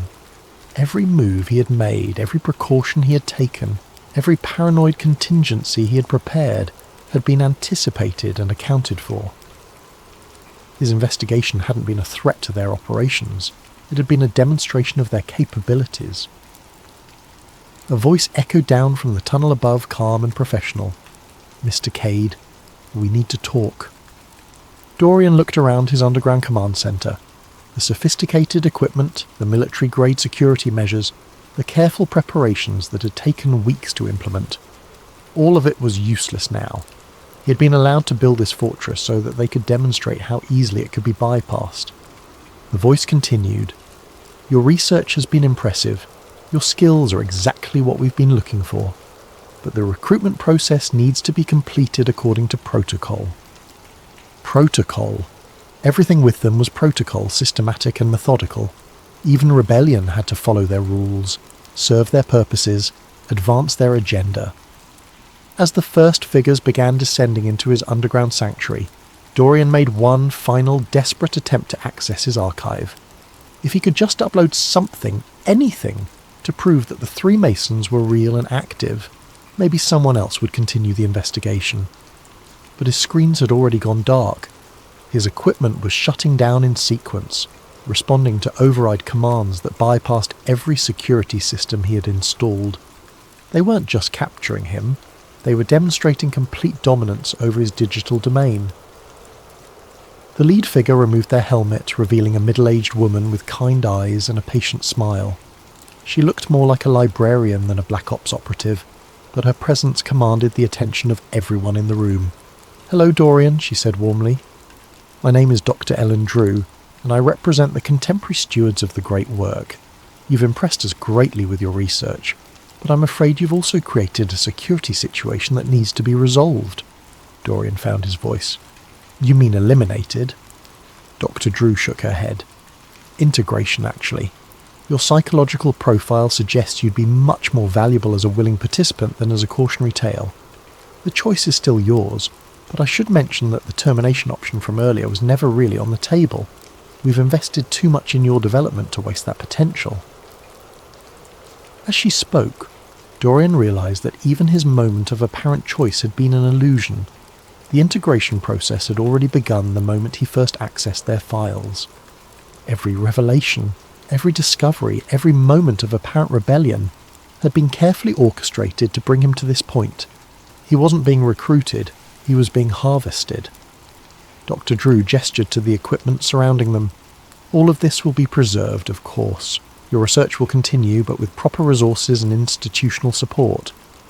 The three Masons' work is too important to be left to individual initiative, no matter how talented." Dorian stared at the woman who held his future in her hands. "And if I refuse?"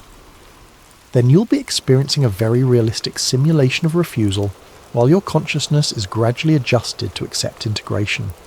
We've found that the illusion of choice makes the process more comfortable for everyone involved. The trap was perfect because it had no exit. Resistance would be futile because resistance was part of the design. Even this conversation, even his growing horror at the situation, was probably being factored into some psychological algorithm designed to optimize his eventual compliance." As the implication sank in, Dorian felt something break inside him. Not his spirit, but his attachment to the idea that any of this had ever been real. His investigation, his discoveries, his moment of revelation, all of it had been a carefully crafted performance designed to transform him into whatever they needed him to become. The three Masons weren't just controlling society, they were controlling him. And the most terrifying part was that he was beginning to understand why. 6 months after Dorian Cade disappeared from his apartment in the middle of the night, fragments of his research began surfacing on obscure internet forums. Anonymous uploads appeared on file-sharing networks, containing encrypted archives that told a story of conspiracy and control spanning 3 centuries. The uploads were sporadic and seemingly random. A few documents here, some analysis there, portions of what appeared to be a larger investigation into something called the Three Masons. The files generated intense discussion in certain corners of the internet. Conspiracy theorists, digital privacy advocates, and researchers into esoteric history all found elements that resonated with their particular interests. But the fragments raised more questions than they answered. The documentation was sophisticated enough to suggest serious research, but incomplete enough to prevent any definitive conclusions. The historical elements were intriguingly plausible, but unverifiable through conventional sources. The contemporary analysis contained insights into media manipulation and social control that seemed prescient but could easily be dismissed as paranoid speculation. Some investigators tried to trace the uploads back to their source, but the digital trails led nowhere. The files appeared and disappeared from servers around the world, uploaded by anonymous accounts that vanished as quickly as they had been created. Whoever was releasing this information had sophisticated technical capabilities and an intimate understanding of how to remain invisible in the digital landscape. The mystery deepened when researchers noticed that the archive fragments contained embedded metadata, hidden signatures that seemed to reference additional materials that had never been released. The signatures suggested that what they were seeing was only a small portion of a much larger collection of evidence. But where was the rest of the archive? And who was controlling its release? Theories proliferated across discussion forums and social media platforms. Some believed that Dorian Cade had been silenced by the very forces he was investigating, and that the leaked materials were being released by automated systems he had established as insurance. Others suggested that the entire thing was an elaborate alternate reality game, designed to blur the lines between fiction and reality. A few researchers claimed to have identified patterns in the release schedule that aligned with significant political events or cultural developments. The fragments seemed to appear at moments when they would have maximum relevance to current affairs, as if someone was curating their release to maximize impact. But perhaps the most unsettling theory was that the leaks were intentional, not the work of a whistleblower or an automated system, but a deliberate information campaign designed to achieve some larger purpose. If the three Masons really existed, and if they really controlled information systems as thoroughly as the document suggested, then wouldn't they also control the narrative of their own exposure? Late-night researchers who delved too deeply into the Cade archive reported strange experiences, computer glitches that seemed too targeted to be random, internet searches that returned results that disappeared when accessed again, social media algorithms that seemed to actively suppress discussion of certain topics. Some claimed to have received anonymous messages warning them away from the investigation. Others reported that their research was being monitored by unknown parties. A few simply stopped posting one day, their accounts going silent without explanation. The pattern was subtle but consistent. Those who got closest to understanding the true scope of Dorian's discoveries seemed to encounter obstacles that discouraged further research. Nothing dramatic, nothing that couldn't be explained by coincidence or technical malfunction. But the cumulative effect was to ensure that the investigation never reached critical mass. And so the mystery of Dorian Cade and the three Masons remained unsolved, existing in the liminal space between truth and fiction, between revelation and misdirection.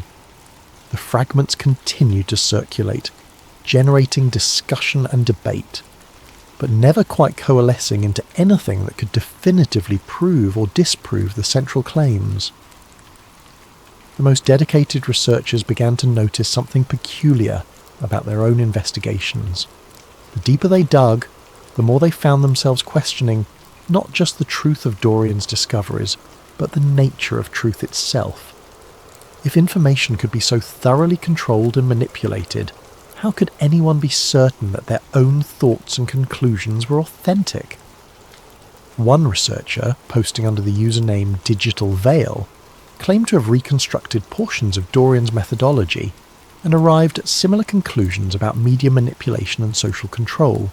But when other investigators tried to verify the research, they found that the evidence cited by Digital Veil led to websites that no longer existed, documents that had been removed from archives, and source materials that seemed to vanish whenever anyone tried to access them independently. Was Digital Veil continuing Dorian's work? Or was Digital Veil part of the very system Dorian had claimed to expose? The question became even more complex when Digital Veil began posting increasingly sophisticated analysis that seemed to predict social and political developments with uncanny accuracy. The posts described how specific news events would unfold, how public opinion would shift in response to carefully crafted messaging campaigns, and how seemingly unrelated cultural phenomena were actually coordinated elements of larger influence operations. and the predictions kept coming true.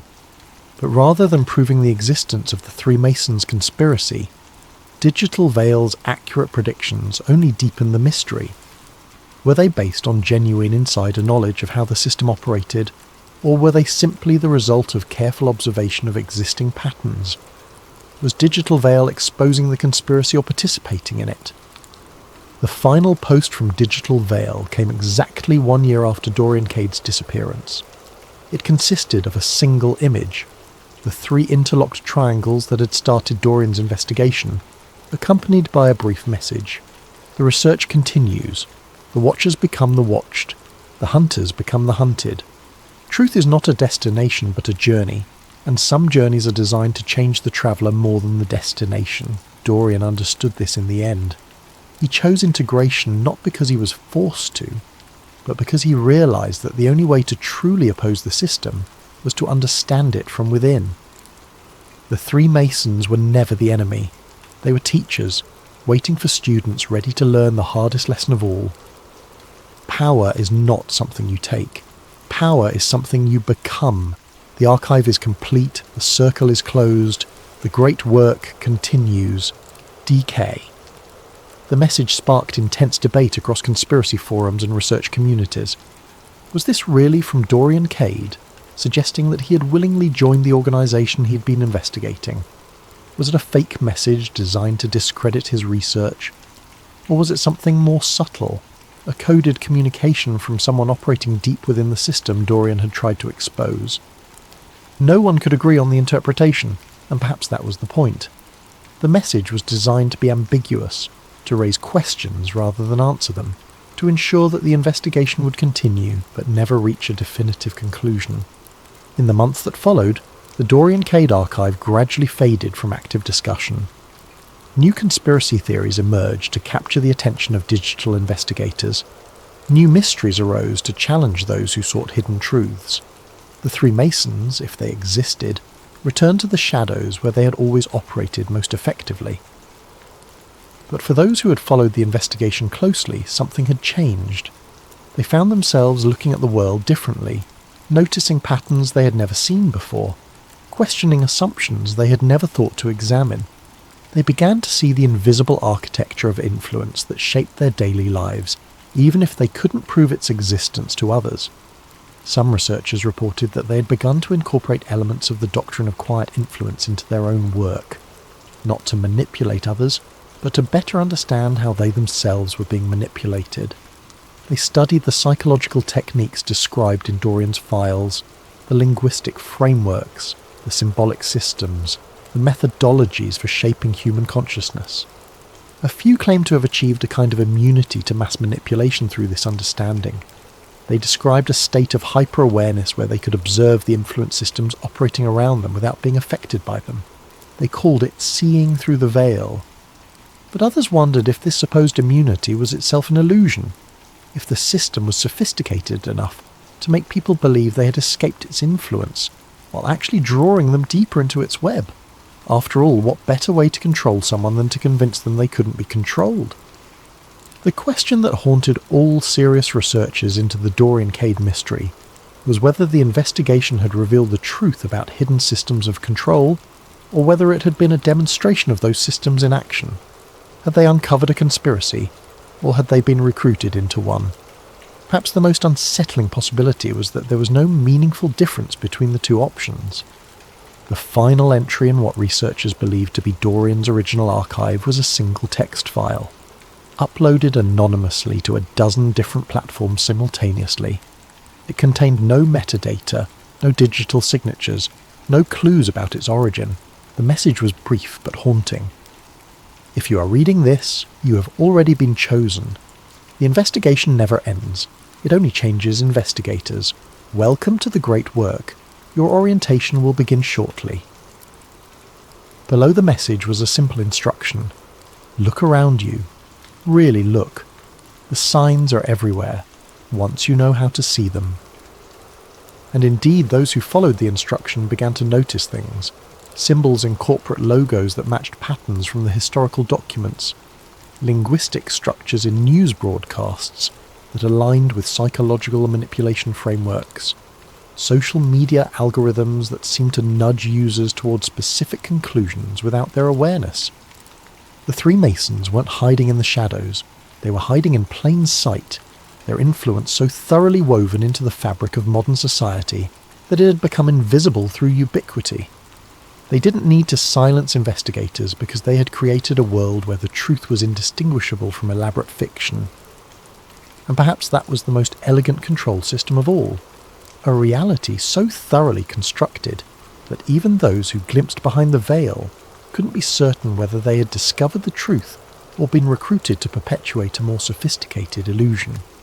The three Masons, whether real or imagined, ancient or contemporary, had achieved something unprecedented in human history. They had made the question of their existence irrelevant. In a world where information could be infinitely manipulated and human consciousness systematically shaped, the distinction between reality and carefully crafted narrative had ceased to matter. What mattered was the system itself, the vast, invisible architecture of influence that operated according to principles established centuries ago by three men whose names had been deliberately erased from history. They had created not just a secret society, but a new form of reality, one where truth was not discovered but constructed, where power was not seized but evolved, and where the ultimate conspiracy was the idea that conspiracies were necessary at all. In the end, Dorian Cade's investigation had revealed something far more profound than evidence of historical manipulation or contemporary control systems. It had revealed the fundamental malleability of human consciousness and the terrifying possibility that reality itself was subject to editing by those who understood the deeper mechanics of perception and belief. The three were not just in the past, they were here now, watching, guiding, shaping the very thoughts that their observers used to contemplate their existence. They had transcended the crude mechanics of conspiracy to achieve something approaching digital godhood, the power to define reality itself. And the most beautiful part of their design was that it didn't matter whether anyone believed in them or not. The system they had created was self-sustaining, self-correcting, and ultimately inescapable. The investigation was over. The great work continued, and somewhere in the space between digital shadows and physical reality, Dorian Cade smiled and began planning his next recruitment.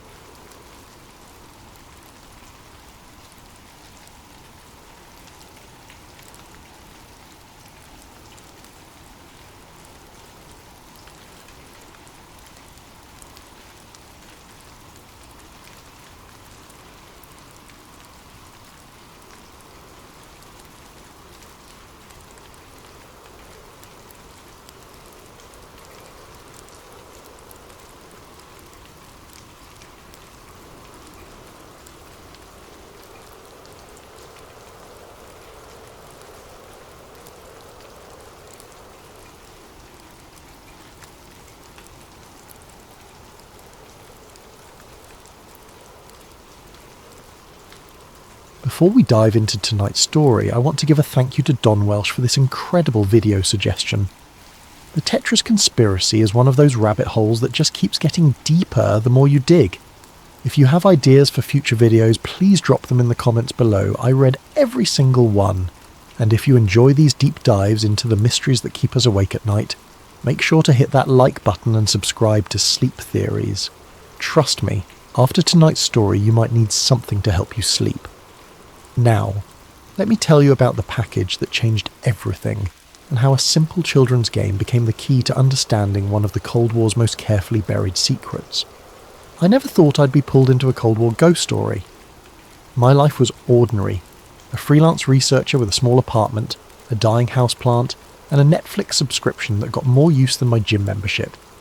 I wrote articles about obscure historical events for online magazines that paid just enough to keep the lights on. Nothing exciting, nothing dangerous. But then the package arrived. It came on a Tuesday morning in March, delivered by a courier service I'd never heard of, Meridian Express. The driver was nervous, constantly checking his phone, and he made me sign 3 different forms before he'd hand over the manila envelope. No return address, just my name written in careful block letters across the front, Elena Vasquez, personal and confidential. Inside I found documents that shouldn't have existed. Soviet-era memos with Cyrillic letterheads, computer printouts from the 1980s, and scientific papers that looked like they'd been smuggled out of some classified archive. But it was the photograph that made my hand shake. A Polaroid, faded and slightly yellow around the edges. The image showed a group of men in thick sweaters standing around what looked like an early computer terminal. The setting was clearly academic. I could see chalkboards covered in equations in the background. But there, in the corner of the photo, was a little girl with pigtails playing with building blocks on the floor. The little girl was me, and the man kneeling beside me, showing me how to stack the coloured blocks, was someone I'd never seen before in my life. According to the handwritten note on the back of the photo, Vladimir Pokhilko, Moscow Computer Center, 1987. The note at the bottom of the package explained everything and nothing at once. Eleanor, your father's work touched more lives than he ever knew. What happened to us was not an accident. The game was never just a game. You have his eyes, and more importantly, you have his mind. Be careful who you trust. The blocks are still falling. A friend. I sat in my kitchen for 20 minutes staring at that photograph. My father, Dr. Miguel Vasquez, had been a computer scientist who'd worked on early artificial intelligence research in the late 1980s. He died when I was 12, a heart attack, sudden and unexpected. But I remembered him telling me stories about his work, about trips to conferences where brilliant minds from around the world shared their discoveries. One story in particular came flooding back. He'd told me about a simple game that had captured the imagination of everyone who played it. 7 shapes, falling from the sky, fitting together like pieces of an impossible puzzle. The most beautiful thing about mathematics, he'd said, is that even chaos follows patterns. That game proves it. He'd been talking about Tetris. I'd never connected those childhood stories to the global phenomenon Tetris became. But as I looked at that photograph, as I saw myself playing with blocks while Vladimir Pokhilko watched, I realised I hadn't stumbled into this mystery. I'd been born into it. The package wasn't a random delivery, it was an inheritance. And according to what I was about to discover, it was also a death sentence. The first thing I learned about Tetris was that everything I thought I knew was wrong. Most people believe the story goes like this. In 1984, a Russian programmer named Alexei Pajitnov created a simple puzzle game while working at the Moscow Academy of Sciences.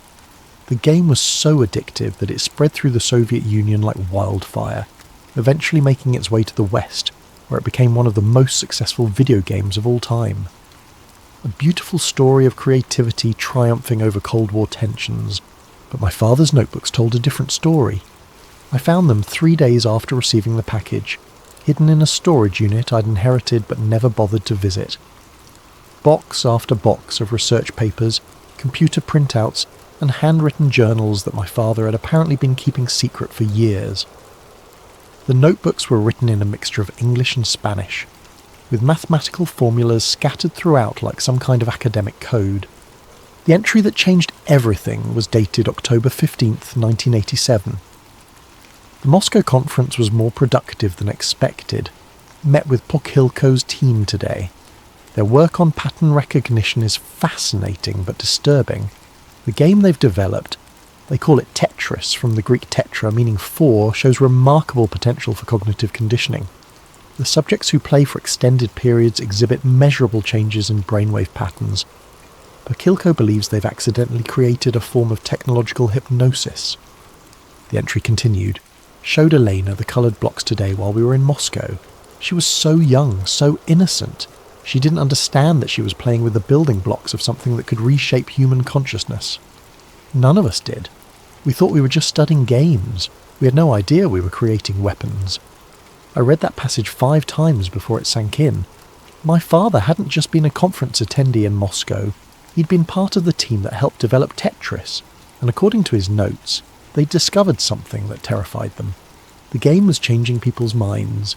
The phenomenon was subtle at first. Players would report seeing the falling blocks when they closed their eyes. They'd dream about the game. They'd find themselves mentally rotating objects in daily life, trying to make them fit together like Tetris pieces. Researchers dubbed it the Tetris effect, and initially everyone thought it was harmless, just the brain's way of processing repetitive visual information. But my father's notes suggested something much more sinister. The Tetris effect wasn't just visual persistence, it was cognitive rewiring.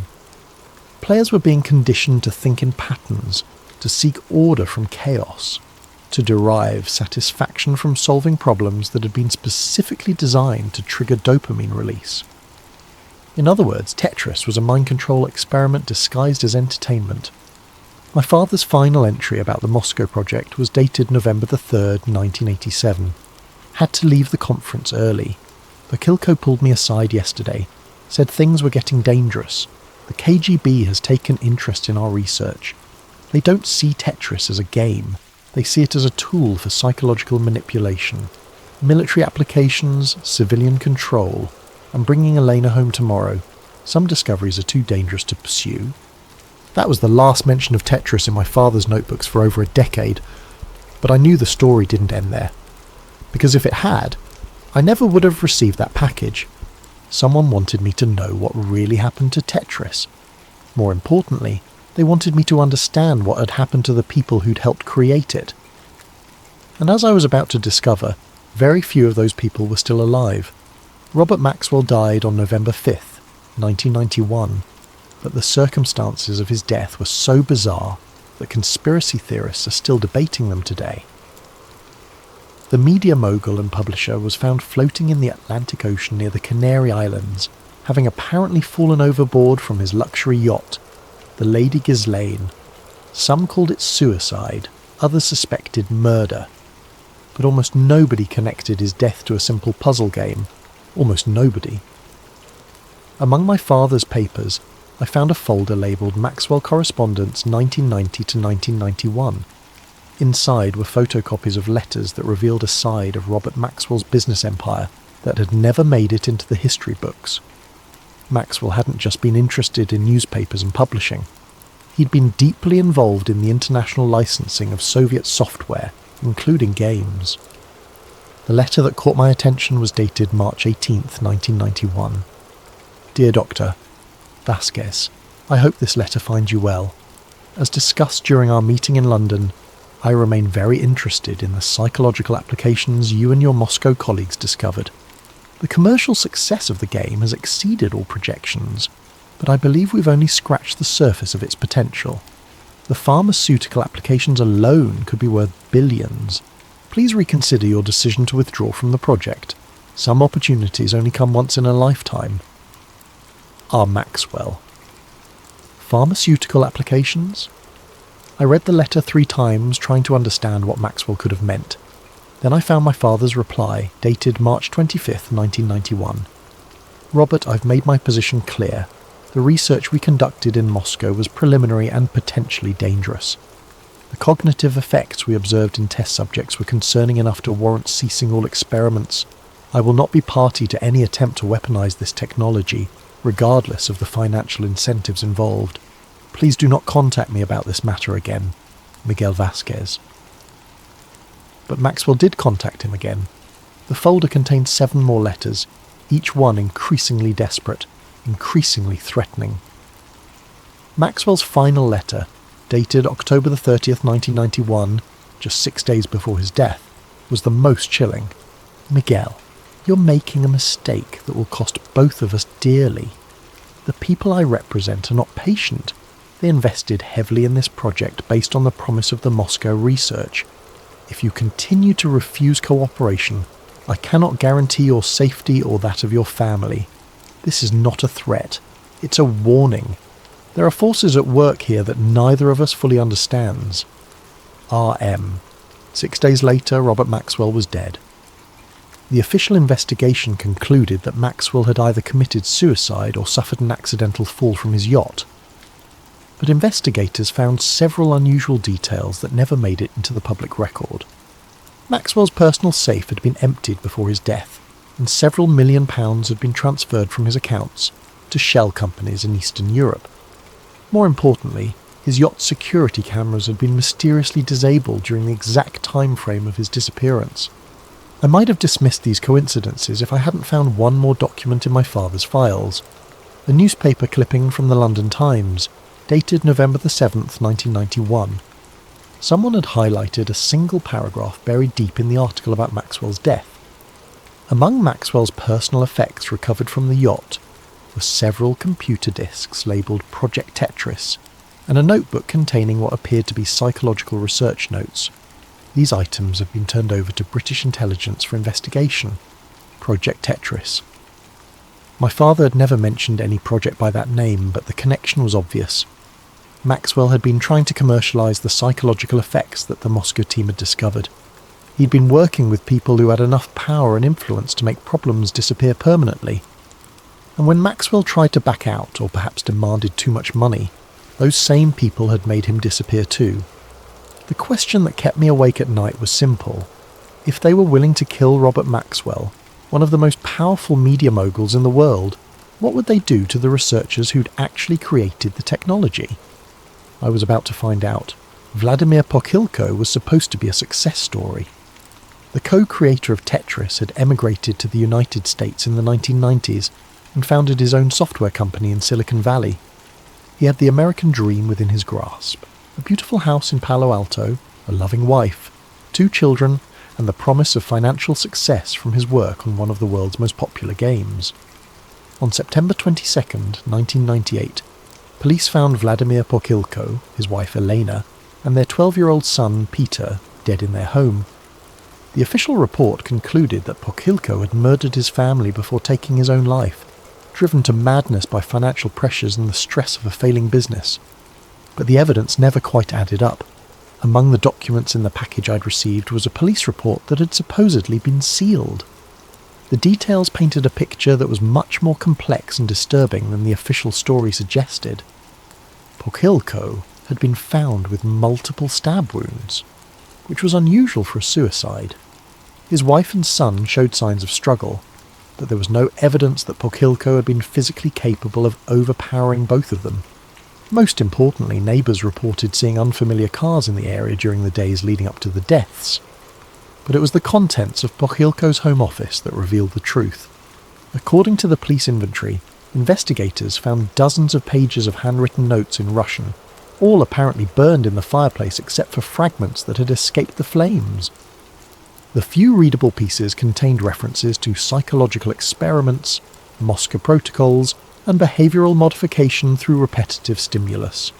One fragment preserved in the police file was particularly chilling. The game was never the goal. The game was the delivery mechanism. We created the perfect Trojan horse, entertainment that reprograms the mind through voluntary participation. But they want to weaponize it, to use it for purposes we never intended. I've tried to stop them, but... The note ended there, torn and partially burned. The package I'd received contained something the police had never seen. A recording of Vladimir Pokhilko's last phone call, made just hours before his death. The audio quality was poor, full of static and background noise, but Pokhilko's voice was unmistakable. He was speaking to someone who wasn't responding, perhaps leaving a voicemail message. If you're listening to this, it means they've found me. I've tried to warn everyone who was part of the original research, but most of them are already gone. Maxwell was just the beginning.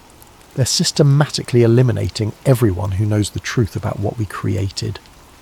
Static filled the recording for several seconds before Pokhilko's voice returned, more urgent now. The game is still active, still spreading, still changing minds on a global scale. But that was never the plan. We thought we were creating entertainment. We didn't know we were creating a weapon, and now that weapon is being used against millions of people without their knowledge or consent. Another pause, then Poquilco's voice became almost whispered. Miguel Vasquez was smart to leave when he did. He saw where this was heading before the rest of us. If they come for me, tell him.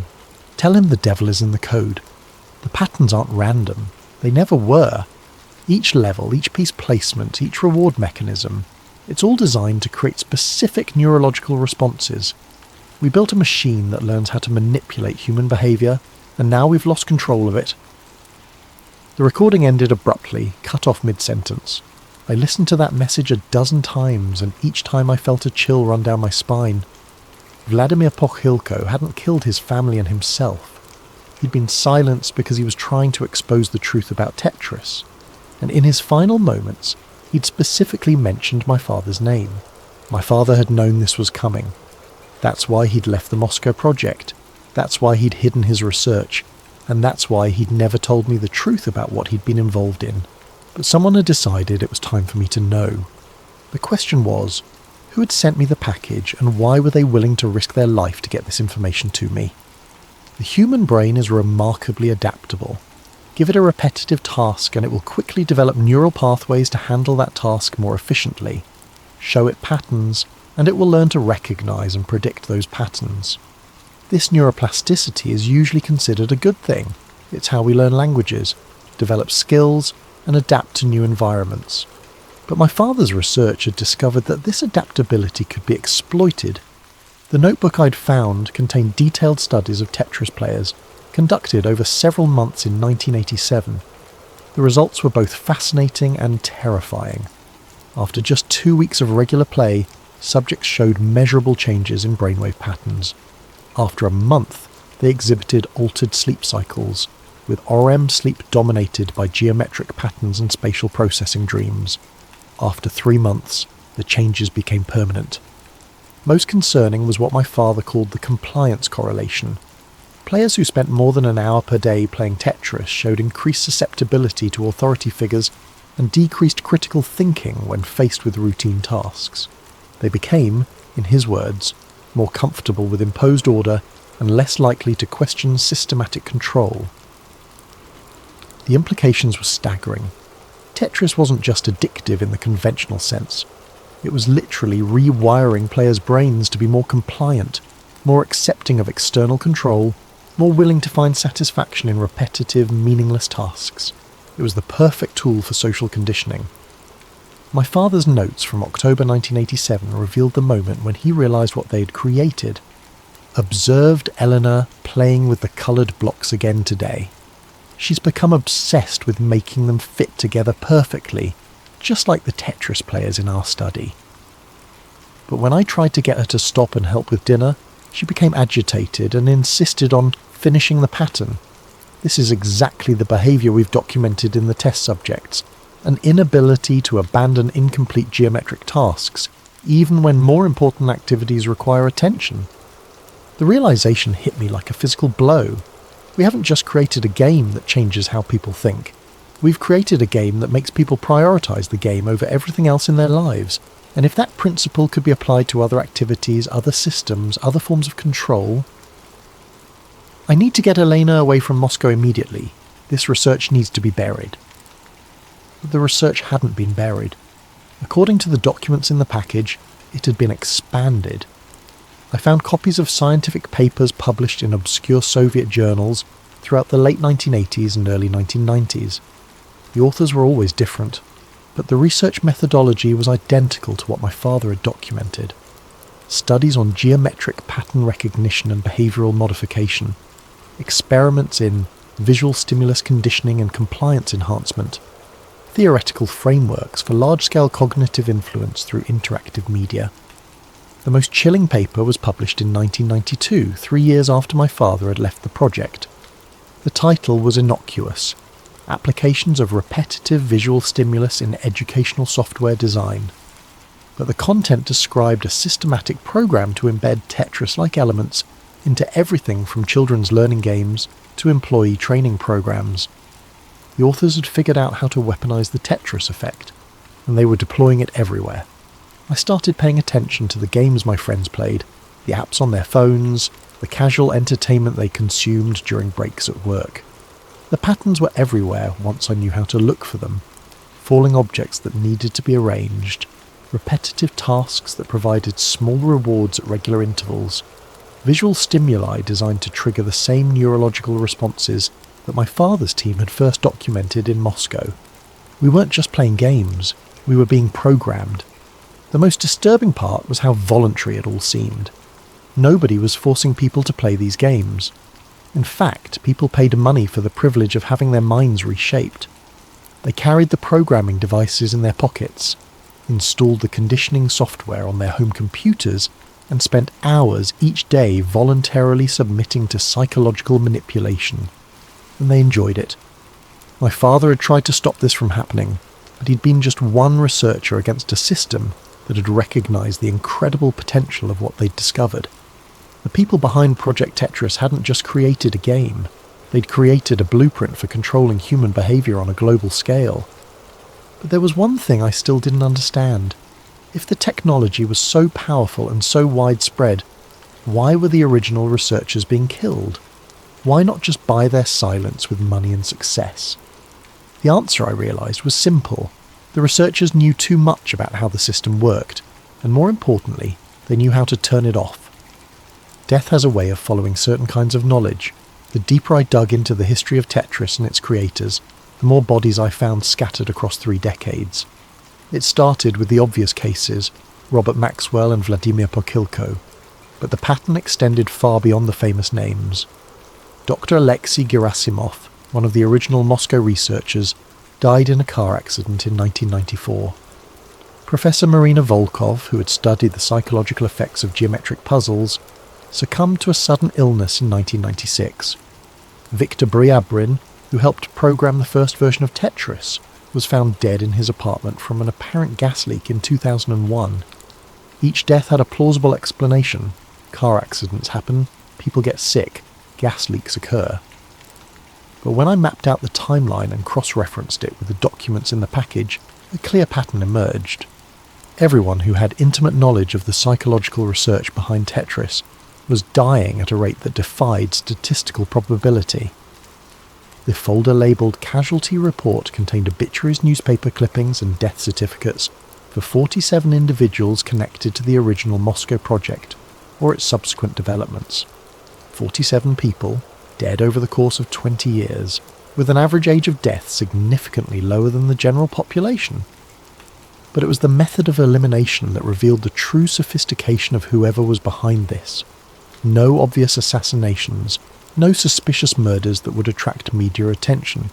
Just a steady stream of accidents, illnesses and suicides that could be explained away individually but formed an unmistakable pattern when viewed collectively. My father had been scheduled to die in 1999, according to a handwritten list I found tucked into one of the folders. His name was crossed out with a note. Natural causes, heart attack 1991. No further action required. He'd escaped the systematic elimination by dying of natural causes before they could get to him. The irony was bitter. My father's weak heart had probably saved his life by ending it, before his knowledge became too dangerous to ignore. But I was still alive, and according to the documents, I'd inherited not just my father's research, but also his place on their list. The package had been sent to me by someone who signed themselves only as Deep Throat, an obvious reference to the Watergate informant. But their identity wasn't as important as their warning. Elena, by now you understand what your father was involved in. What you may not realise is that the project never ended. Tetris was just the beginning. The technology has evolved, been refined and deployed on a scale your father never could have imagined. Every social media app, every casual game, every productivity program contains elements of the original Moscow research. Humanity is being systematically conditioned for compliance, and most people don't even realise it's happening. The original researchers are being eliminated not because they might expose the project, but because they know how to reverse its effects. Your father's notebooks contain algorithms that could potentially deprogram the conditioning, but only if someone with the right knowledge could implement them. That's why they want you dead. Not for what you know, but for what you might be able to do with what you know. You have a choice to make. You can destroy the research, disappear, and hope they leave you alone, or you can finish what your father started and try to give humanity back its free will. But understand this, once you make that choice, there's no going back. They will hunt you to the ends of the earth, rather than risk losing control of the system they've spent decades building. The letter ended with coordinates, a location in the Nevada desert where, supposedly, I could find additional research materials that my father had hidden before his death. But first, I needed to understand something that had been nagging at me since I'd started this investigation. If the original Tetris researchers were so dangerous, why was Alexei Pajitnov, the game's creator, still alive and successful? He was living openly in the United States, had been for years, and had even worked for major companies like Microsoft. How had he escaped the fate that had claimed so many others? Alexei Pajitnov was not hard to find. Unlike the other Tetris researchers who had died mysterious deaths or disappeared entirely, the game's creator maintained a public profile. He gave interviews, attended gaming conventions, and had even been inducted into various halls of fame for his contribution to the video game industry. Getting him to talk about the Moscow research, however, proved nearly impossible. I started with emails identifying myself as the daughter of Dr. Miguel Vasquez and explaining that I was researching the early history of Tetris for an academic paper. Pajitnov's responses were polite but evasive. He claimed to remember very little about the psychological studies that had accompanied the game's development, suggesting that such research had been peripheral to the main project. When I pressed him for details about my father's involvement, Pajitnov's tone changed dramatically. "Miss Vasquez, I understand your desire to learn about your father's work, but I must advise you that some historical inquiries are best left unexplored. Your father was a brilliant man who made difficult choices for the safety of his family. I suggest you honour his memory by respecting those choices." It was a warning disguised as advice, but I wasn't ready to give up. I decided to try a different approach. I called Pajitnov's office directly, identifying myself as a documentary filmmaker interested in creating a film about the human stories behind famous games. His assistant scheduled a phone interview for the following week. When I finally got Pajitnov on the phone, I started with innocent questions about the creative process, the technical challenges of early game development, the excitement of seeing his creation become globally popular. He was engaging and enthusiastic, clearly comfortable discussing these aspects of Tetris history. Then I mentioned my father's name. The silence on the other end of the line stretched for nearly 30 seconds. When Pajitnov finally spoke, his voice was barely above a whisper. "Miguel Vasquez, I haven't heard that name in... How did you say you were connected to him?" "He was my father. He died when I was 12, but I've been going through his research notes and found extensive documentation of the Moscow project, including his work with you on the psychological effects of geometric pattern games." Another long pause. Then, "Your father was a good man, a careful man. He understood the implications of our research better than most of us did." "What implications? What exactly did you discover?" "Miss Vasquez, I think perhaps we should not continue this conversation over the telephone. If you are truly interested in understanding your father's work, you should know that there are people who would prefer that such understanding remain limited." I pushed harder.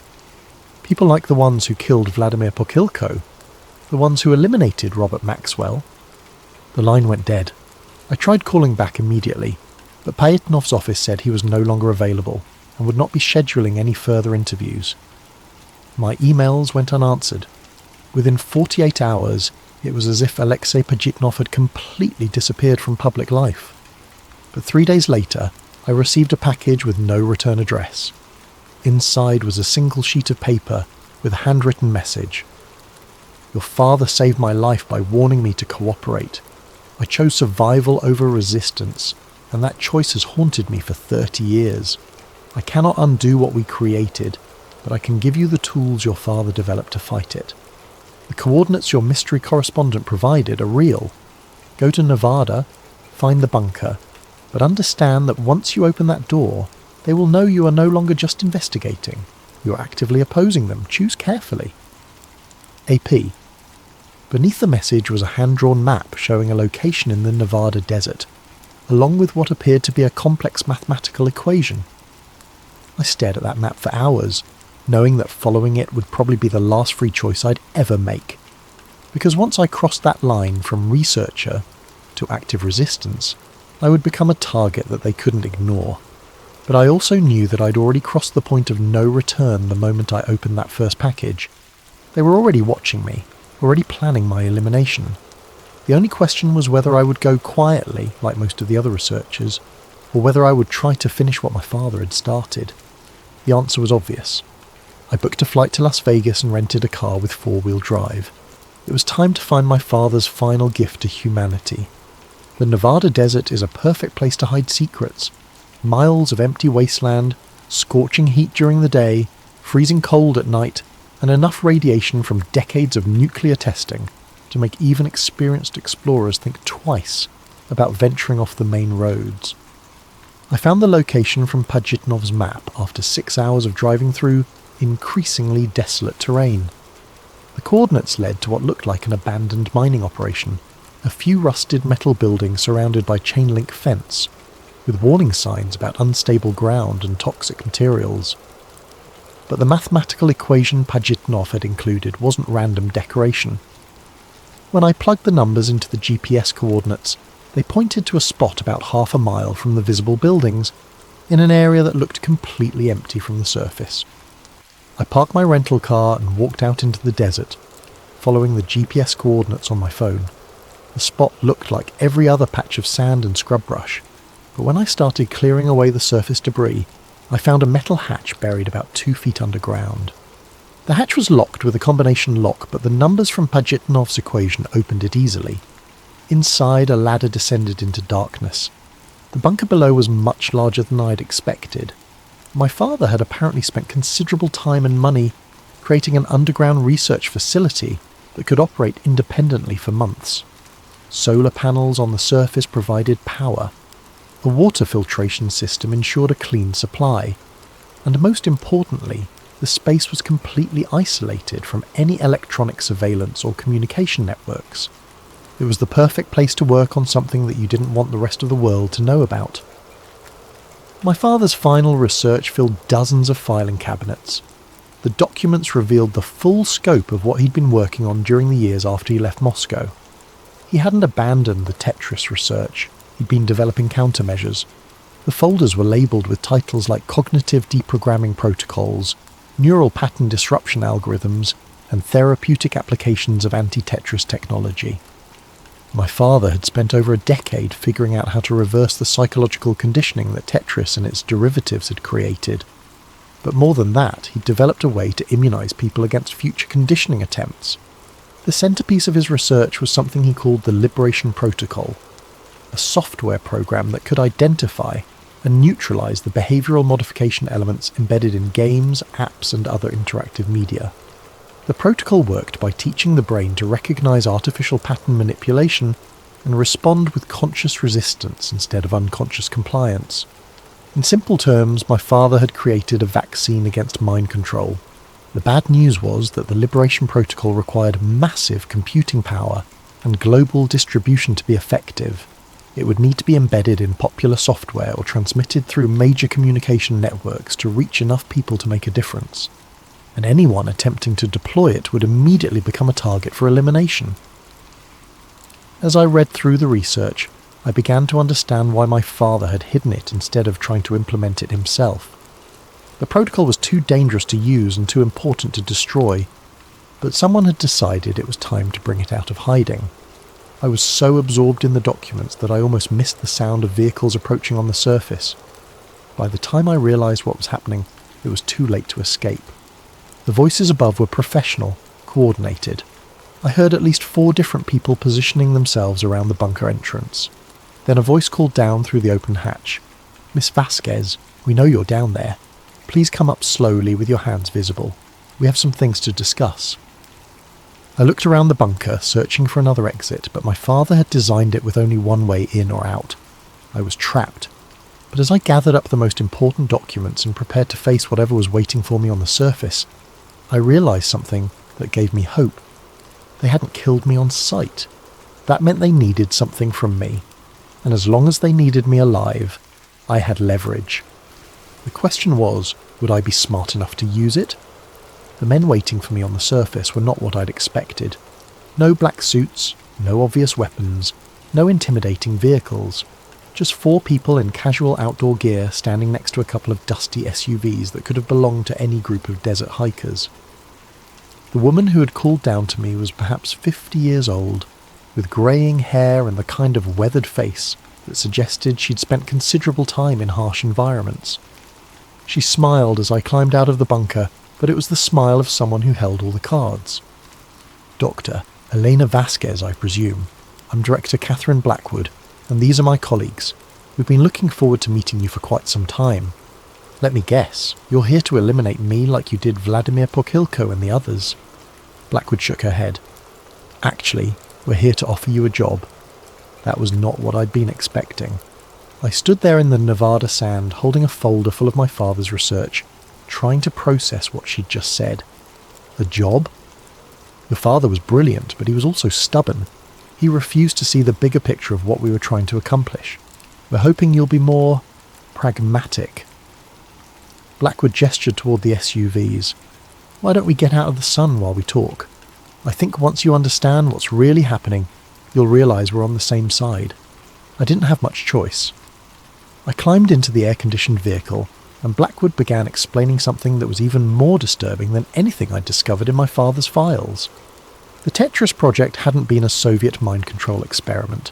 It had been a joint operation between intelligence agencies from multiple countries, designed to study and eventually control the psychological effects of mass media and interactive entertainment. The Cold War was just theatre, Blackwood continued as we drove away from the bunker. The real cooperation was happening behind the scenes, between scientists and intelligence agencies who understood that the future of human control wouldn't be through military force or political oppression. It would be through voluntary psychological conditioning. She opened a tablet and showed me documents that made my father's research look primitive by comparison. Charts tracking the behavioural patterns of millions of people. Algorithms that could predict and influence individual decision-making with frightening accuracy. Maps showing the global deployment of conditioning technology through everything from social media platforms to educational software. Tetris was our proof of concept. We proved that people would voluntarily participate in their own psychological conditioning if the experience was packaged as entertainment. But that was just the beginning. We've now embedded these principles into every aspect of digital life. I stared at the data flowing across her screen. You're talking about billions of people. Exactly. And it's working beautifully.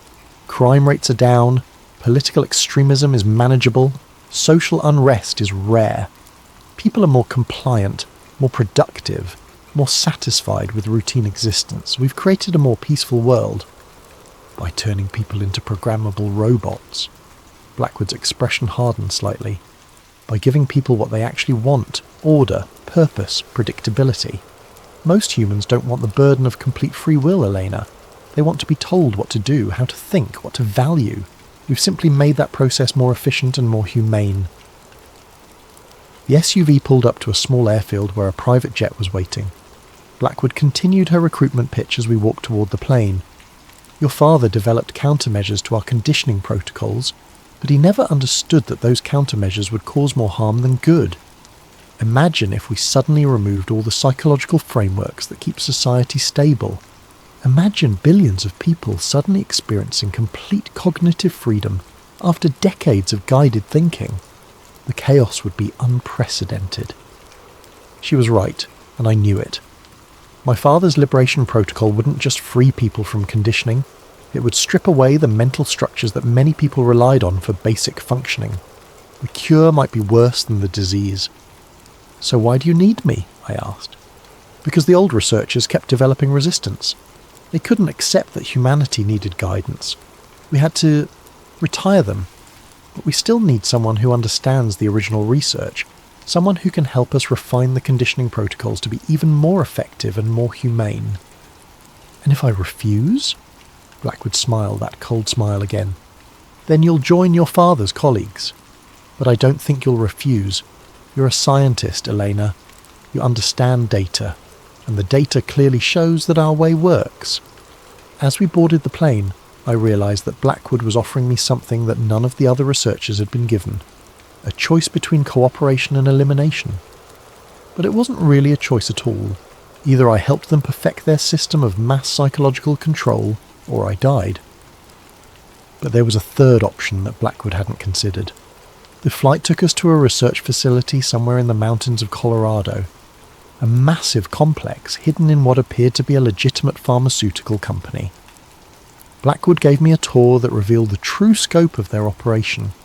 Hundreds of researchers working on different aspects of what they called cognitive architecture management. Psychologists studying optimal conditioning patterns, programmers developing new delivery mechanisms, neuroscientists mapping the exact brain regions affected by different types of media manipulation, and in the centre of it all, a room full of servers running something called the Global Influence Engine, a system that monitored and adjusted the behavioural conditioning elements embedded in popular software in real time, based on the psychological responses of millions of users worldwide. We can influence the mood of entire populations, Blackwood explained as we watched technicians adjusting parameters on massive displays. Reduce anxiety during economic uncertainty, increase compliance during political transitions, even modify consumer behaviour to prevent market instabilities. It's the most sophisticated system of social management ever created, and nobody knows it exists. That's the beauty of it. People believe they're making free choices, when in reality they're responding to psychological cues we've carefully embedded in their environment. They're happier, more stable and more productive. Everyone wins. Blackwood assigned me an office and a research team, expecting me to begin work on improving their conditioning algorithms. But what she didn't know was that my father had taught me more than just computer science. He'd also taught me how to be patient, how to observe, and how to wait for the right moment to act. For 3 weeks, I played the part of the cooperative new researcher. I attended meetings, reviewed data, and even contributed some minor improvements to their tracking systems. But all the while, I was studying their network architecture, learning how their systems connected to the outside world, and most importantly, figuring out how to deploy my father's liberation protocol through their own distribution channels. The irony was perfect. I could use their global influence system to deliver a worldwide antidote to their psychological conditioning. But I would only get one chance, and if I failed, both the Liberation Protocol and I would be eliminated permanently. The opportunity came during a system upgrade. For approximately 6 hours, all conditioning algorithms would be offline while technicians installed new hardware. During that window, I would have access to the core servers without any monitoring or automatic countermeasures. I waited until 3 a.m, when the facility was mostly empty except for security guards and a skeleton crew of technicians. Then I made my way to the server room using access codes I'd memorized during my tour. The Liberation Protocol was stored on an encrypted drive I'd hidden inside a false bottom of my laptop case. As I connected it to the primary server, I thought about my father and all the researchers who died to keep this technology from being misused. The upload would take 45 minutes during which I would be completely vulnerable if anyone discovered what I was doing. But as the progress bar slowly filled, I realised something that made my blood run cold. The upload was proceeding too smoothly. No security alerts, no system resistance, no automatic countermeasures. They had known exactly what I was planning to do. The lights in the server room suddenly came on, and Director Catherine Blackwood walked in accompanied by 2 security guards. She didn't look surprised or angry. She looked satisfied. "Right on schedule," she said, checking her watch. 43 minutes into the upload, just as our behavioural models predicted. I stared at her, my hand still on the keyboard. "You knew?" "Of course we knew. We've been monitoring your psychological profile since the moment you received that first package. Every decision you've made, every move you've planned, has been the result of carefully crafted stimuli, designed to bring you to exactly this moment." Blackwood walked over to one of the server displays where I could see the Liberation Protocol spreading through their global network. But instead of dismantling their conditioning systems, It was being analysed, categorised, and absorbed into them. Your father's countermeasures are brilliant, she continued, but he made one crucial error. He assumed that resistance to conditioning was inherently good. What he didn't realise is that resistance itself can be conditioned, controlled, and directed toward desired outcomes. You're using the liberation protocol to make the conditioning stronger. We're using it to create the illusion of liberation while actually deepening the control. People who experience your father's cognitive freedom will believe they're thinking independently, when in reality they'll be following an even more sophisticated set of psychological directives. It's the perfect evolution of our system. I felt sick as I watched my father's life's work being perverted into exactly the kind of tool he'd been trying to fight against. But Blackwood wasn't finished. The best part is that we didn't force you to help us. You chose to do this. Just like millions of people choose to play games that condition their minds, choose to use apps that monitor their behaviour, choose to participate in systems that gradually erode their autonomy. Free will is an illusion, Elena. People always choose the path that provides the most psychological comfort, even when that path leads to their own subjugation. What happens to me now? Blackwood smiled. Now you get to make one final choice. You can join our research team permanently, with the knowledge that your father's work will be used to create a more stable and peaceful world. Or you can be eliminated, and your father's work will be used anyway. But either way, the system continues. I looked at the server display, watching as the Liberation Protocol was completely integrated into their global influence engine. Decades of my father's research, perverted into a tool for even more sophisticated mind control. But as I stared at those screens, I noticed something that Blackwood and her team had missed. The Liberation Protocol wasn't just being absorbed, it was also learning. My father had designed it to adapt and evolve, to become more effective as it encountered new forms of conditioning. And in this environment, surrounded by the most advanced psychological manipulation technology ever created, the protocol was evolving very quickly indeed. I'll need some time to consider your offer, I said carefully. Of course, we'll talk again tomorrow. As the security guards escorted me back to my quarters, I tried not to smile. Blackwood thought she'd won, but she'd made the same mistake that every authoritarian system eventually makes. She'd underestimated the power of genuine human resistance to adapt and overcome any form of control, no matter how sophisticated. My father hadn't just created a tool to fight conditioning. He'd created a tool that could learn to fight any conditioning, including forms of conditioning that didn't even exist yet. And now that tool was loose inside the most powerful psychological manipulation system in human history.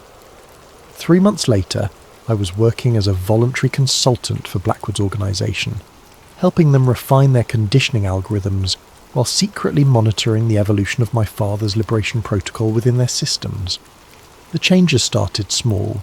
Users of conditioned software began reporting unusual dreams, moments of clarity where they questioned their digital habits, sudden impulses to turn off their devices and think independently.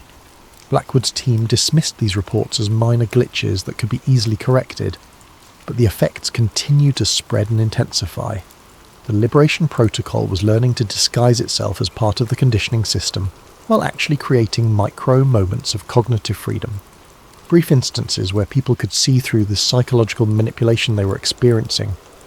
Most people ignored these moments, just as Blackwood had predicted. The comfort of guided thinking was too appealing to abandon.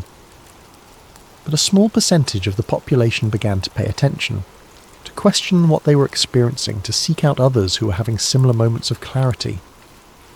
I started receiving messages through encrypted channels, people who had somehow tracked down my identity and wanted to know if I understood what was happening to them, researchers who had noticed anomalies in their data, programmers who had found unexpected code in their systems.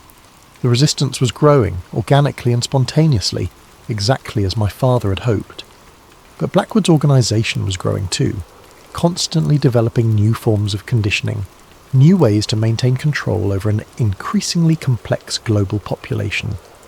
The war between psychological freedom and technological control was escalating, and the outcome was far from certain. As I write this, I can feel the conditioning algorithms trying to influence my thoughts, trying to guide me toward compliance and acceptance. But I can also feel my father's liberation protocol fighting back, creating space for independent thought and genuine choice. The blocks are still falling, but now I know I don't have to let them control where they land. The game is far from over, and for the first time since this all began, I believe we have a chance to win. But that's a story for another time, because some puzzles take more than one lifetime to solve, and some battles have to be fought by each generation in their own way. The question isn't whether humanity will remain free, it's whether we'll choose to be free. And that choice ultimately can't be conditioned or controlled by any system, no matter how sophisticated. It can only be made by individuals, one person at a time, one moment of clarity at a time, one act of resistance at a time. The real Tetris effect isn't about seeing falling blocks when you close your eyes. It's about recognizing the patterns that others try to impose on your mind and choosing to create your own instead.